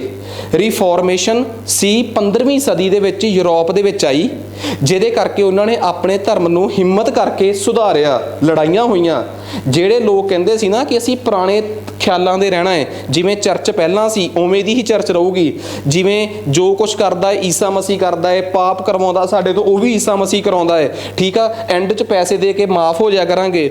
ਉਹ ਆਪਣੇ ਆਪ ਨੂੰ ਪੱਕੇ ਕੈਥੋਲਿਕ ਕਹਿੰਦੇ ਸੀ, ਕੈਥੋਲਿਕ ਚਰਚ ਦੇ। ਤੇ ਜਿਨ੍ਹਾਂ ਨੇ ਬਗਾਵਤ ਕਰਤੀ ਉਹ ਪ੍ਰੋਟੈਸਟੈਂਟ ਬਣ ਗਏ। ਅੱਜ ਵੀ ਤੁਸੀਂ ਉੱਥੇ ਜਾਓ ਯੂਰਪ 'ਚ, ਤੁਹਾਨੂੰ ਦੋ ਪ੍ਰਕਾਰ ਦੀਆਂ ਚਰਚਾਂ ਮਿਲਣਗੀਆਂ, ਇੱਕ ਕੈਥੋਲਿਕ, ਇੱਕ ਪ੍ਰੋਟੈਸਟੈਂਟ। ਤੇ ਤੁਸੀਂ ਨੋਟਿਸ ਕਰਿਓ ਉਹ ਇੱਕ ਦੂਜੇ ਦੀ ਚਰਚ 'ਚ ਨਹੀਂ ਵੜਦੇ। ਠੀਕ ਆ, ਕੈਥੋਲਿਕ ਉਹ ਨੇ ਜਿਹੜੇ ਬਹੁਤ ਕੰਜ਼ਰਵੇਟਿਵਸ ਨੇ। ਪਹਿਲਾਂ ਰਿਫਾਰਮੇਸ਼ਨ ਹੋਈ, ਫਿਰ ਉਹਨਾਂ ਨੇ ਆਪਣੇ ਆਪ ਨੂੰ ਰਿਵਾਈਵ ਕੀਤਾ। ਜਿਹੜੇ ਪ੍ਰੋਟੈਸਟੈਂਟ ਸੀ ਉਹਨਾਂ ਨੇ ਰੈਨੀਸੈਂਸ ਕੀਤਾ। ਰੈਨੀਸੈਂਸ ਦਾ ਮਤਲਬ ਹੁੰਦਾ ਰਿਵਾਈਵਲ ਆਫ ਕਲਚਰ, ਆਪਣੇ ਕਲਚਰ ਦਾ, ਆਪਣੀ ਸੱਭਿਅਤਾ ਦਾ ਪੁਨਰ ਜਨਮ ਹੋਇਆ। ਫਿਰ ਉਸ ਤੋਂ ਬਾਅਦ ਤੀਜੀ ਗੱਲ ਹੋਈ ਰੈਸ਼ਨਲਿਜ਼ਮ। ਰੈਸ਼ਨਲਿਜ਼ਮ ਦਾ ਮਤਲਬ ਤਰਕਵਾਦੀ ਹੋਣਾ। ਤੇ ਜਦੋਂ ਕੋਈ ਆਮ ਬੰਦਾ ਤਰਕਵਾਦੀ ਹੋ ਜਾਂਦਾ ਨਾ, ਸਭ ਤੋਂ ਪਹਿਲਾਂ ਤਰਕਵਾਦੀ ਹੋ ਕੇ ਬੰਦੇ ਨੂੰ ਧਰਮ ਦਾ ਖਿਆਲ ਨਹੀਂ ਆਉਂਦਾ, ਸਭ ਤੋਂ ਪਹਿਲਾਂ ਢਿੱਡ ਦਾ ਖਿਆਲ ਆਉਂਦਾ ਕਿ ਇਹ ਭਰਨਾ ਹੁਣ। ਫਿਰ ਬੰਦੇ ਨੂੰ ਇਕਨੋਮਿਕਸ ਸਮਝ ਆਉਂਦੀ ਆ। ਉਹਨਾਂ ਚਿਰ ਬੰਦਾ ਅੰਧ ਵਿਸ਼ਵਾਸ 'ਚ ਆ ਕੇ ਬੰਦਾ ਰਿਲੀਜਨ ਦੇ ਮਗਰ ਲੱਗਿਆ ਰਹੂਗਾ। ਠੀਕ ਆ, ਸਪਿਰਚੁਅਲਿਜ਼ਮ ਦੇ ਮਗਰ ਲੱਗਿਆ ਰਹੂਗਾ। ਠੀਕ ਆ, ਜਿਸ ਦਿਨ ਉਸ ਬੰਦੇ ਦੀਆਂ ਅੱਖਾਂ ਖੁੱਲ੍ਹਦੀਆਂ ਹੈ, ਸਭ ਤੋਂ ਪਹਿਲਾਂ ਤੁਸੀਂ ਆਪ ਦੇਖ ਲਓ, ਜਿਸ ਦਿਨ ਸਾਨੂੰ ਇਸ ਗੱਲ ਦਾ ਅਹਿਸਾਸ ਹੁੰਦਾ ਹੈ ਕਿ ਬਈ ਅਸੀਂ ਨੌਕਰੀ ਕਿਉਂ ਕਰਨੀ ਆ, ਠੀਕ ਆ, ਕਿਉਂ ਵੱਡੇ ਹੋ ਕੇ ਅਸੀਂ ਆਹ ਕੰਮ ਕਰਨਾ ਜਾਂ ਕੰਮ ਕਾਰੋਬਾਰ ਕਿਉਂ ਖੋਲ੍ਹਣਾ ਹੈ, ਕਿਉਂਕਿ ਉਸ ਦਿਨ ਪਹਿਲੀ ਵਾਰ ਤੁਹਾਨੂੰ ਪੇਟ ਦਾ ਖਿਆਲ ਆਇਆ ਹੁੰਦਾ ਹੈ, ਅਹਿਸਾਸ ਹੋਇਆ ਹੁੰਦਾ ਕਿ ਹਾਂ ਹੁਣ ਇਸ ਢਿੱਡ ਦੀ ਖਾਤਰ ਕੁਝ ਕਰਨਾ ਹੈ ਅਸੀਂ। ਤਾਂ ਇਕਨੋਮਿਕਸ ਉਦੋਂ ਲੋਕਾਂ ਦੇ ਦਿਮਾਗ 'ਚ ਆਉਂਦੀ ਆ। ਫਿਰ ਇੰਨਾ ਹੀ ਸਮਿਆਂ 'ਚ, ਫਿਰ ਜਦੋਂ ਇਹ ਸਮਾਂ ਬੀਤਿਆ, ਇਹ ਉਹ ਟਾਈਮ ਸੀਗਾ ਜਦੋਂ ਰਾਜਿਆਂ ਨੂੰ ਇੱਕ ਗੱਲ ਸਮਝ ਆ ਗਈ ਕਿ ਹੁਣ ਸਾਡੇ ਹੱਥੋਂ ਸਭ ਕੁਝ ਨਿਕਲ ਰਿਹਾ ਹੈ। ਇਸ ਤੋਂ ਪਹਿਲਾਂ ਦੋ ਵਰਗਾਂ ਨੇ ਮਿਲ ਕੇ ਪੂਰੇ ਯੂਰਪ 'ਚ ਅਤਿਆਚਾਰ ਕਰ ਰੱਖੇ ਸੀਗੇ, ਇੱਕ ਪਾਦਰੀ ਵਰਗ ਪਲੱਸ ਇੱਕ ਰਾਜੇ। ਰਾਜੇ ਤੇ ਪਾਦਰੀਆਂ ਨੇ ਮਿਲ ਕੇ ਲੋਕਾਂ ਨੂੰ ਮੂਰਖ ਬਣਾ ਰਿਹਾ ਸੀ, ਇੱਕ ਰੱਬ ਦੇ ਨਾਂ ਤੇ ਰਾਜਾ ਆਪਣੇ ਆਪ ਨੂੰ ਕਹਿ ਦਿੰਦਾ ਸੀ ਮੈਂ ਹੀ ਰੱਬ ਹਾਂ, ਤੇ ਪਾਦਰੀ ਕਹਿੰਦਾ ਸੀ ਜਿਹੜਾ ਵੀ ਰੱਬ ਆ ਉਹ ਤੋਂ ਉਹੀ ਸਭ ਕੁਝ ਆ। ਇਹਦਾ ਮਤਲਬ ਲੈ ਦੇ ਕੇ ਦੋਵੇਂ ਮਿਲ ਕੇ ਇੱਕ ਆਮ ਵਰਗ ਜਿਹੜਾ ਕਿ 90 ਤੋਂ 95% ਲੋਕਾਂ ਦੀ ਗਿਣਤੀ ਹੁੰਦਾ ਸੀ, ਉਹਨੂੰ ਲੁੱਟ ਰਹੇ ਸੀ। ਜਦੋਂ ਤਰਕ ਦੀ ਗੱਲ ਹੋਈ, ਤਰਕ ਸੰਗਤ ਹੋਣ ਦੀ ਗੱਲ ਹੋਈ, ਉਦੋਂ ਇਹਨਾਂ ਦੋਵਾਂ ਨੂੰ ਸਭ ਤੋਂ ਵੱਡਾ ਖਤਰਾ ਪੈਦਾ ਹੋ ਗਿਆ। ਤੇ ਜਦੋਂ ਖਤਰਾ ਪੈਦਾ ਹੋਇਆ ਤੇ ਇਹਨਾਂ ਨੂੰ ਲੋਕਾਂ ਦੀ ਬਗਾਵਤ ਤੋਂ ਡਰ ਲੱਗਣ ਲੱਗ ਪਿਆ। ਇੱਥੇ ਫਿਰ ਯੂਰਪ ਦੇ ਵਿੱਚ ਬਹੁਤ ਲੜਾਈਆਂ ਹੋਈਆਂ 15ਵੀਂ ਸਦੀ 'ਚ, ਤੇ ਇਹਨਾਂ ਨੂੰ ਧਰਮ ਦੀਆਂ ਲੜਾਈਆਂ ਕਿਹਾ ਗਿਆ। ਤੇ ਇਹਨਾਂ ਲੜਾਈਆਂ 'ਚ ਕਤਲੇਆਮ ਹੋਏ, ਤੁਸੀਂ ਸੋਚ ਵੀ ਨਹੀਂ ਸਕਦੇ। ਜਿਹੜੇ ਯੂਰੋਪੀਅਨਸ ਅੱਜ ਸਾਨੂੰ ਕਹਿੰਦੇ ਆ ਨਾ ਕਿ ਇੰਡੀਆ ਤੇ ਪਾਕਿਸਤਾਨ ਆਪਸ 'ਚ ਲੜ ਰਹੇ ਆ, ਪਿਛਲੇ 30 ਸਾਲਾਂ ਤੋਂ ਲੜ ਰਹੇ ਆ, 40 ਸਾਲਾਂ ਤੋਂ ਲੜ ਰਹੇ ਆ, ਇਹਨਾਂ ਬੇਵਕੂਫਾਂ ਨੂੰ ਪੁੱਛ ਕੇ ਦੇਖੋ ਕਿ 15ਵੀਂ ਸਦੀ 'ਚ ਫਰਾਂਸ ਤੇ ਇੰਗਲੈਂਡ ਆਪਸ 'ਚ 100 ਸਾਲਾ ਲੜਾਈ ਵੀ ਲੜ ਚੁੱਕੇ ਆ। ਠੀਕ ਆ, ਉਹ ਲੜਾਈ ਕਿਹੜਾ ਮੁਸਲਮਾਨਾਂ ਦੀ ਸੀ ਜਾਂ ਹਿੰਦੂਆਂ ਦੀ ਸੀ? ਅੱਜ ਸਾਨੂੰ ਕਹਿ ਰਹੇ ਆ ਨਾ ਕਿ ਦੁਨੀਆ 'ਚ ਸਭ ਤੋਂ ਵੱਧ ਲੜਾਈ ਕਤਲੇਆਮ ਮੁਸਲਮਾਨ ਕਰਦੇ ਆ। ਜੇ ਇਤਿਹਾਸ ਖੋਲ੍ਹ ਕੇ ਦੇਖਿਆ ਜਾਵੇ, ਕਿਸੇ ਵੀ ਧਰਮ ਨੂੰ ਮਾੜਾ ਜਾਂ ਚੰਗਾ ਨਹੀਂ ਕਿਹਾ ਜਾ ਸਕਦਾ, ਪਰ ਅੱਜ ਵੀ ਕੈਲਕੂਲੇਸ਼ਨਾਂ ਕਰਕੇ ਦੇਖੋ, ਦੁਨੀਆ ਦੀਆਂ ਸਭ ਤੋਂ ਜ਼ਿਆਦੀਆਂ ਲੜਾਈਆਂ ਈਸਾਈਆਂ ਦੇ ਨਾਂ 'ਤੇ ਹੋਈਆਂ ਹੈ ਜਾਂ ਉਹਨਾਂ ਦੇ ਹੀ ਝੋਲੀ 'ਚ ਪਈਆਂ ਹੈ। ਠੀਕ ਆ, ਬਾਕੀਆਂ ਦੀ ਝੋਲੀ 'ਚ ਕੀ ਆ? ਸਿੱਖ ਧਰਮ ਉਹ ਵਿਚਾਰਾ 20-30-40 ਸਾਲ, ਗੁਰੂ ਗੋਬਿੰਦ ਸਿੰਘ ਦਾ ਟਾਈਮ ਲਾ ਲਓ 25-30 ਸਾਲ, ਤੇ 20 ਸਾਲ ਗੁਰੂ ਹਰਗੋਬਿੰਦ ਸਾਹਿਬ ਦਾ ਟਾਈਮ ਲਾ ਲਓ। ਇਸ ਤੋਂ ਬਿਨਾਂ ਸਿੱਖ ਧਰਮ 'ਚ ਕਿਸੇ ਨੇ ਲੜਾਈ ਲੜੀ ਵੀ ਹੋਵੇ ਤੇ ਗੁਰੂ ਗੋਬਿੰਦ ਸਿੰਘ ਦਾ ਇਤਿਹਾਸ ਖੋਲ੍ਹ ਕੇ ਦੇਖ ਲਓ, ਲਾਸਟ ਤੱਕ ਮੁਗਲ ਐਂਪਰਰ ਨਾਲ ਨੈਗੋਸ਼ੀਏਸ਼ਨਸ ਦੀ ਗੱਲ ਹੀ ਕਰਦੇ ਰਹੇ ਆ, ਸਮਝੌਤੇ ਦੀ ਗੱਲ ਕਰਦੇ ਰਹੇ ਆ।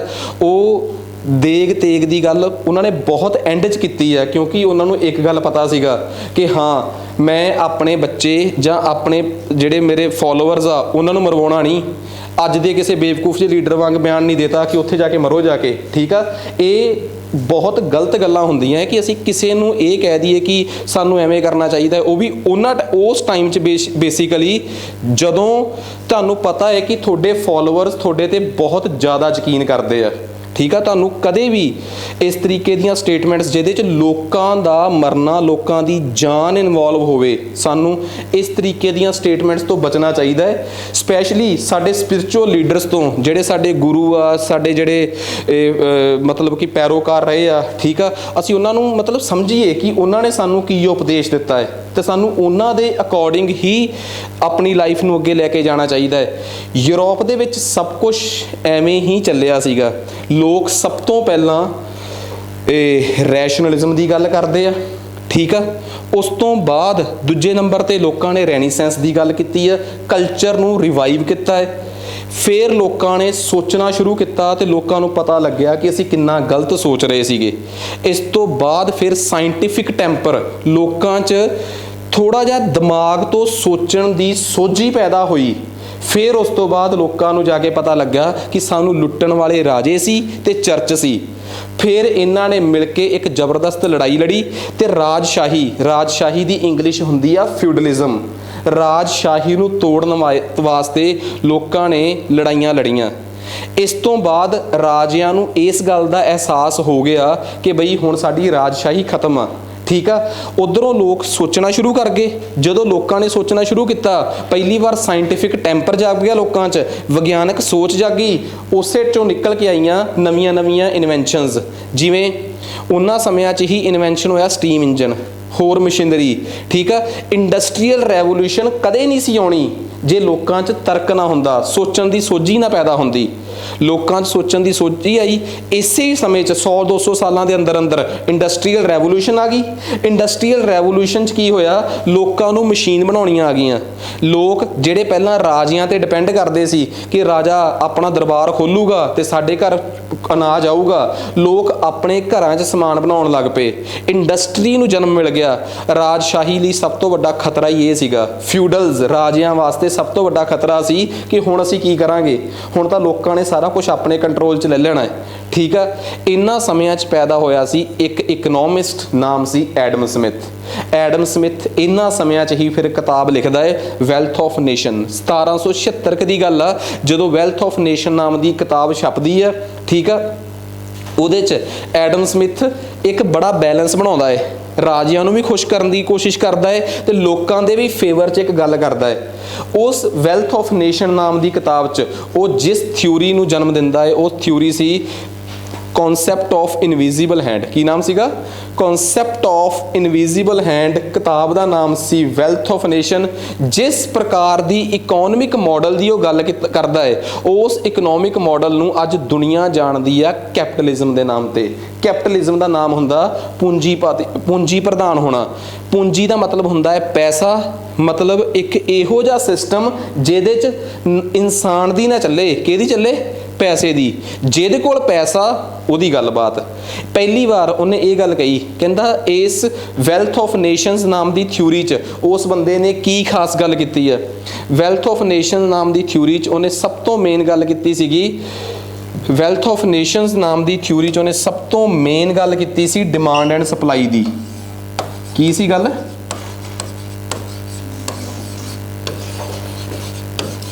ਡਿਮਾਂਡ ਐਂਡ ਸਪਲਾਈ, ਠੀਕ ਆ।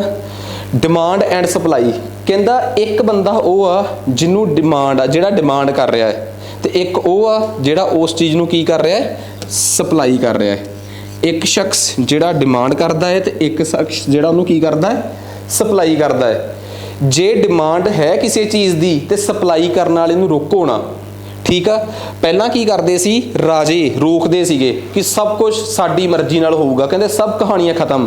ਹੁਣ ਇੱਕ ਬੰਦਾ ਡਿਮਾਂਡ ਕਰ ਰਿਹਾ, ਇੱਕ ਸਪਲਾਈ ਕਰ ਰਿਹਾ। ਰਾਜੇ ਨੇ ਫਿਰ ਐਡਮ ਸਮਿਥ ਨੂੰ ਬੁਲਾਇਆ ਹੀ ਹੋਊਗਾ, ਇੱਕ ਕਾਲਪਨਿਕ ਕਹਾਣੀ ਆ ਕਿ ਰਾਜੇ ਨੇ ਫਿਰ ਐਡਮ ਸਮਿਥ ਨੂੰ ਬੁਲਾਇਆ ਹੀ ਹੋਊਗਾ ਕਿ ਬਈ ਸਾਡਾ ਰੋਲ ਕੀ ਰਹਿ ਗਿਆ ਹੁਣ, ਸਾਡੀ ਜਿਹੜੀ ਚੜ੍ਹਾਈ ਸੀ। ਕਹਿੰਦਾ ਜੀ ਹੁਣ ਜ਼ਮਾਨਾ ਤੁਹਾਡਾ ਨਹੀਂ, ਭਾਵੇਂ ਤੁਸੀਂ ਲੜੋ ਖਪੋ, ਹੁਣ ਤੁਹਾਡੇ ਹੱਥੋਂ ਪਾਵਰ ਨਿਕਲ ਜਾਣੀ ਆ, ਪਰ ਇੱਕ ਸਲਾਹ ਦਿੰਦੇ ਆ ਤੁਹਾਨੂੰ, ਠੀਕ ਆ। ਉਹ ਸਲਾਹ ਇਹ ਆ ਕਿ ਤੁਸੀਂ ਪਤਾ ਕੀ ਕਰੋ, ਹੁਣ ਤੁਹਾਡੇ ਹੱਥੋਂ ਜੇ ਤੁਸੀਂ ਇਹ ਕਹੋਗੇ ਕਿ ਰਾਜਸ਼ਾਹੀ, ਫਿਊਡਲਸ ਬਣ ਕੇ ਤੁਸੀਂ ਕੁਝ ਕਰ ਲੋਗੇ, ਹੁਣ ਕੁਝ ਨਹੀਂ ਹੋਣਾ। ਹੁਣ ਜ਼ਮਾਨਾ ਉਹਨਾਂ ਦਾ ਹੈ ਜਿਨ੍ਹਾਂ ਕੋਲ ਪੂੰਜੀ ਆ, ਪੈਸਾ ਹੈ, ਤੇ ਰੱਬ ਦੀ ਮਿਹਰ ਨਾਲ ਤੁਹਾਡੇ ਮਹਿਲ ਤਾਂ ਪੈਸੇ ਨਾਲ ਭਰੇ ਹੋਏ ਆ। ਹੁਣ ਤੋਂ ਬਾਅਦ ਤੁਸੀਂ ਆਪਣਾ ਜਿਹੜਾ ਰਾਜਸ਼ਾਹੀ ਵਾਲਾ ਕਨਸੈਪਟ ਆ ਉਹ 'ਤੇ ਮਾਰੋ ਕਾਟ, ਮਤਲਬ ਫਿਊਡਲਿਜ਼ਮ ਵਾਲੇ ਕਨਸੈਪਟ ਨੂੰ ਛੱਡ ਦਿਓ ਤੇ ਹੁਣ ਤੁਸੀਂ ਕਿਹੜੇ ਕਨਸੈਪਟ ਨੂੰ ਅਡਾਪਟ ਕਰ ਲਓ? ਉਹਦੇ ਕੈਪੀਟਲਿਜ਼ਮ, ਪੂੰਜੀਪਤੀ, ਪੈਸੇ ਦੀ ਵਰਤੋਂ ਕਰੋ। ਕਹਿੰਦਾ ਅਸੀਂ ਕਿਸੇ ਵੀ ਜਗ੍ਹਾ ਤੇ ਪੈਸਾ ਲਾ ਦਾਂਗੇ, ਮਸ਼ੀਨਾਂ ਕੌਣ ਲੈ ਕੇ ਆਊਗਾ? ਜਿਹੜੇ ਬੰਦੇ ਨੇ ਮਸ਼ੀਨਾਂ ਬਣਾਉਣੀਆਂ ਉਹ ਕਿੱਥੇ ਆ? ਕਹਿੰਦਾ ਪੈਸੇ ਨਾਲ ਸਭ ਖਰੀਦਿਆ ਜਾਂਦਾ ਹੈ। ਜਿਹੜਾ ਬੰਦਾ ਮਸ਼ੀਨਾਂ ਬਣਾਉਂਦਾ ਹੈ ਉਹਨੂੰ ਕਹਿੰਦੇ ਆ ਇੰਟਰਪ੍ਰੈਨਿਓਰ।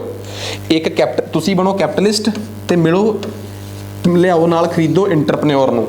ਦੋਵੇਂ ਮਿਲ ਕੇ ਇੱਕ ਨੈਕਸਸ ਬਣਾ ਲਓ, ਗਠਬੰਧਨ ਕਰ ਲਓ ਤੇ ਲੋਕਾਂ ਨੂੰ ਉਵੇਂ ਸਭ ਆਪਣੇ ਹਿਸਾਬ ਨਾਲ ਚਲਾਈ ਚਲੋ। ਫਿਰ ਦੋਵੇਂ ਮਿਲ ਜਾਓ ਨਾ ਹੁਣ ਤਾਂ ਅਸਲ ਦੇ ਵਿੱਚ ਰਾਜਿਆਂ ਨੂੰ ਵੀ ਇੱਕ ਗੱਲ ਸਮਝ ਆਈ ਕਿ ਹੁਣ ਅਸੀਂ ਫਿਊਡਲਸ ਬਣ ਕੇ ਨਹੀਂ ਰਹਿ ਸਕਦੇ, ਹੁਣ ਸਾਨੂੰ ਕਿਵੇਂ ਰਹਿਣਾ ਪਊਗਾ?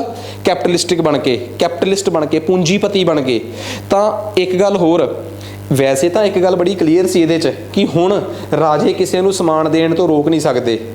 ਜਦੋਂ ਕਿਸੇ ਚੀਜ਼ ਦੀ ਡਿਮਾਂਡ ਪੈਦਾ ਹੋ ਗਈ ਤਾਂ ਤੁਹਾਨੂੰ ਉਹ ਡਿਮਾਂਡ ਪੂਰੀ ਕਰਨੀ ਪਊਗੀ। ਇਹ ਤਾਂ ਮੰਨਦੇ ਹੋ? ਹੁਣ ਰਾਜਾ ਆਪਣੀ ਆਕੜ ਨਹੀਂ ਸੀ ਖਤਮ ਕਰਦਾ। ਜਿਹੜਾ ਪਹਿਲਾਂ ਫਿਊਡਲ ਸੀ ਰਾਜਾ ਸੀ, ਉਹ ਹੁਣ ਕੈਪੀਟਲਿਸਟ ਬਣ ਗਿਆ। ਇੱਕ ਨਵੀਂ ਲੌਬੀ ਪੈਦਾ ਹੋ ਗਈ ਜਿਹਨੂੰ ਮਸ਼ੀਨਾਂ ਬਣਾਉਣੀਆਂ ਆਉਂਦੀਆਂ ਸੀ, ਇੰਟਰਪ੍ਰੈਨਿਓਰ। ਕੈਪੀਟਲਿਸਟ ਤੇ ਇੰਟਰਪ੍ਰੈਨਿਓਰ ਮਿਲ ਗਏ ਤੇ ਆਮ ਲੋਕਾਂ ਨੂੰ ਇਹ ਸਮਾਨ ਸਪਲਾਈ ਕਰਨ ਲੱਗ ਪਏ। ਇੱਥੋਂ ਤੱਕ ਗੱਲ ਠੀਕ ਸੀ ਕਿ ਲੋਕਾਂ ਨੂੰ ਆਪਣੀ ਚੋਇਸ ਦਾ ਸਮਾਨ ਮਿਲਣ ਲੱਗ ਪਿਆ। ਪਰ ਸ਼ਾਇਦ ਇਹ ਸ਼ੁਰੂ 'ਚ ਇਹ ਮਾਡਲ ਬੜਾ ਵਧੀਆ ਲੱਗਿਆ, ਠੀਕ ਆ। ਇਹ ਮਾਡਲ ਸੀ ਕੈਪੀਟਲਿਸਟਿਕ ਮਾਡਲ। ਇਹਨੂੰ ਕਹਿੰਦੇ ਆ model based on demand supply. ਜਿੰਨੀ ਡਿਮਾਂਡ ਉਨੀ ਸਪਲਾਈ, ਤੇ ਸਪਲਾਈ ਉਨੀ ਹੋਊਗੀ ਜਿੰਨੀ ਡਿਮਾਂਡ ਆ, ਵਾਈਸ ਵਰਸਾ ਭਾਵੇਂ ਉਲਟ ਕਹਿ ਲਓ ਇਸ ਚੀਜ਼ ਨੂੰ। ਇਹਦੇ 'ਚ ਇਹ ਗੱਲ ਕਹੀ ਵੈਲਥ ਆਫ ਨੇਸ਼ਨਸ। ਇਹ ਕਿਤਾਬ ਦਾ ਨਾਮ ਸੀ ਜਿਸ 'ਚ ਐਡਮ ਸਮਿਥ ਨੇ ਥਿਊਰੀ ਦਿੱਤੀ। ਐਡਮ ਸਮਿਥ ਨੇ ਇਸ ਥਿਊਰੀ 'ਚ ਇੱਕ ਸ਼ਬਦ ਹੋਰ ਵਰਤਿਆ ਸੀਗਾ, ਇਨਵਿਜ਼ੀਬਲ ਹੈਂਡ। ਕੀ ਨਾਮ ਆ ਜੀ? Invisible hand. ਇਹ ਇਨਵਿਜ਼ੀਬਲ ਹੈਂਡ ਕੀ ਆ?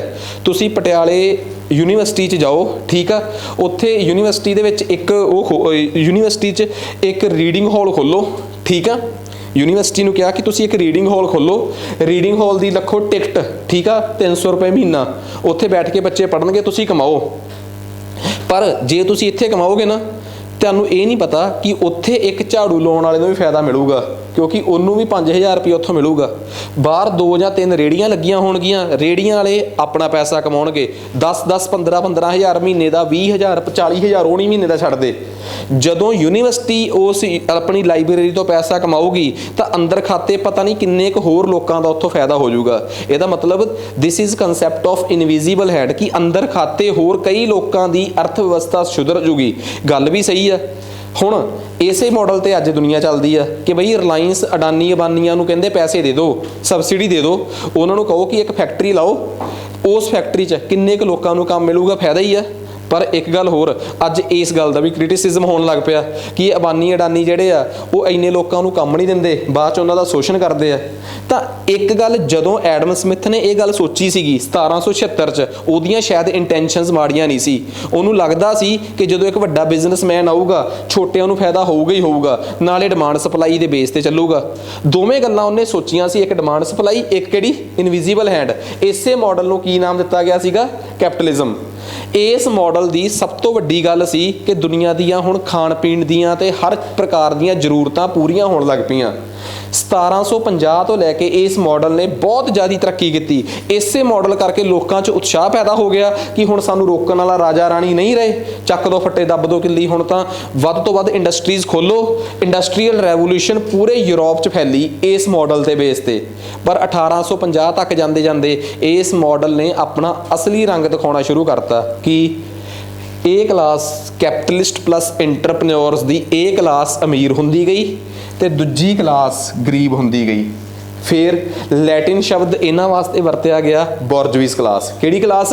ਬੋਰਜੂਈ ਕਲਾਸ। ਬੋਰਜੂਇਜ਼ ਮਤਲਬ ਇੰਡਸਟਰੀਲਿਸਟ, ਅਮੀਰ ਲੋਕਾਂ ਦੀ ਕਲਾਸ। ਤੇ ਇਹਨਾਂ ਵਾਸਤੇ ਵਰਕਰਸ ਤੇ ਕਾਮਨ ਮੈਨ, ਵਰਕਰਸ ਤੇ ਕਾਮਨ ਮੈਨ ਜਿਹੜੇ ਕਾਮੇ ਸੀਗੇ, ਲੇਬਰ ਕਲਾਸ ਸੀ, ਉਹਨਾਂ ਵਾਸਤੇ ਸ਼ਬਦ ਵਰਤਿਆ ਗਿਆ ਪ੍ਰੋਲੈਟਰੀਏਟਸ। ਕੀ ਵਰਤਿਆ ਗਿਆ? ਪ੍ਰੋਲੈਟਰੀਏਟਸ ਕਹਿ ਦਿੰਦੇ ਜਾਂ ਪ੍ਰੋਲੈਟਰੀਏਟਸ ਕਹਿ ਦਿੰਦੇ ਆ, ਠੀਕ ਆ। ਇੱਕ ਪਾਸੇ ਬੋਰਜੂਈ, ਇੱਕ ਪਾਸੇ ਪ੍ਰੋਲੈਟਰੀਏਟਸ, ਠੀਕ ਆ। ਬੋਰਜੂਈਜ਼ ਮਤਲਬ ਇੰਡਸਟਰੀਅਲਿਸਟ ਲੌਬੀ ਜਾਂ ਬਿਗ ਇੰਡਸਟਰੀਅਲ ਜਿਹੜੇ ਲੋਕ ਸੀ ਉਹ, ਠੀਕ ਆ। ਤੇ ਦੂਜੇ ਪਾਸੇ proletariat working class, labour class, common man, ਹਨਾ, ਆਮ ਲੋਕ ਸੀ ਜਿਹੜੇ ਉਹ। ਇਹਨਾਂ ਦੇ ਵਿਚਲਾ ਜਿਹੜਾ ਪਾੜਾ ਸੀ ਨਾ ਉਹ ਵਧਣ ਲੱਗ ਪਿਆ। ਇੰਨਾ ਕੁ ਵੱਧ ਗਿਆ ਕਿ 1850 ਦੇ ਵਿੱਚ ਜਾ ਕੇ ਤੁਸੀਂ ਸੋਚ ਨਹੀਂ ਸਕਦੇ, ਉਹ ਜਿਹੜੀ ਥੇਮਸ ਨਦੀ ਆ ਇੰਗਲੈਂਡ ਦੀ, ਲੰਡਨ ਦੀ, ਉਹ ਇੰਨੀ ਕੁ ਗੰਦੀ ਨਦੀ ਸੀ। ਉਸ ਨਦੀ ਦੇ ਕੰਢੇ ਕੰਢੇ ਜਿੰਨੀਆਂ ਬਸਤੀਆਂ ਸੀਗੀਆਂ ਸਾਰੀਆਂ ਇਹਨਾਂ ਲੋਕਾਂ ਦੀਆਂ। ਤੇ ਬਾਹਰਲੇ ਪਾਸੇ ਸਬਰਬ ਜਿਹੜੇ ਘਰ ਸੀਗੇ ਉਹ ਇਹਨਾਂ ਦੇ ਸੀ, ਅਮੀਰਾਂ ਦੇ, ਠੀਕ ਆ। ਮਤਲਬ ਇਹਨਾਂ ਦੇ ਇਲਾਕੇ 'ਚ ਰਹਿਣਾ ਵੀ ਔਖਾ ਹੋ ਗਿਆ ਸੀਗਾ। ਸਭ ਤੋਂ ਅਨਹਾਈਜੈਨਿਕ ਸ਼ਹਿਰ ਜਿਹੜੇ ਸੀ ਯੂਰਪ ਦੇ ਮੰਨੇ ਜਾਂਦੇ ਸੀਗੇ, ਜਿਹੜੇ ਯੂਰਪ ਆ, ਪੈਰਿਸ ਹੋ ਗਿਆ, ਲੰਡਨ ਹੋ ਗਿਆ, ਇਹ 1830 ਤੋਂ ਲੈ ਕੇ, ਕਿਉਂ ਇੰਡਸਟਰੀਅਲ ਰੈਵੋਲੂਸ਼ਨ ਕਰਕੇ ਪਿੰਡਾਂ 'ਚ ਲੋਕ ਮਾਈਗ੍ਰੇਟ ਕਰਕੇ ਸ਼ਹਿਰਾਂ 'ਚ ਆ ਗਏ। ਸ਼ਹਿਰਾਂ 'ਚ ਕੋਈ ਪਲੈਨਿੰਗ ਨਹੀਂ ਸੀ, ਜਿੱਥੇ ਜਗ੍ਹਾ ਮਿਲੀ ਸਬਰਬਸ 'ਚ ਰਹੀ ਗਏ, ਤੇ ਉੱਥੇ ਇੰਨੀਆਂ ਕੁ ਬਿਮਾਰੀਆਂ ਫੈਲ ਗਈਆਂ ਕਿ ਅਮੀਰ ਤੇ ਗਰੀਬ ਦਾ ਫਾਸਲਾ ਉਵੇਂ ਦਿਸਣ ਲੱਗ ਪਿਆ ਜਿਵੇਂ ਸਾਨੂੰ ਅੱਜ ਦਿਸਦਾ ਇੰਡੀਆ 'ਚ।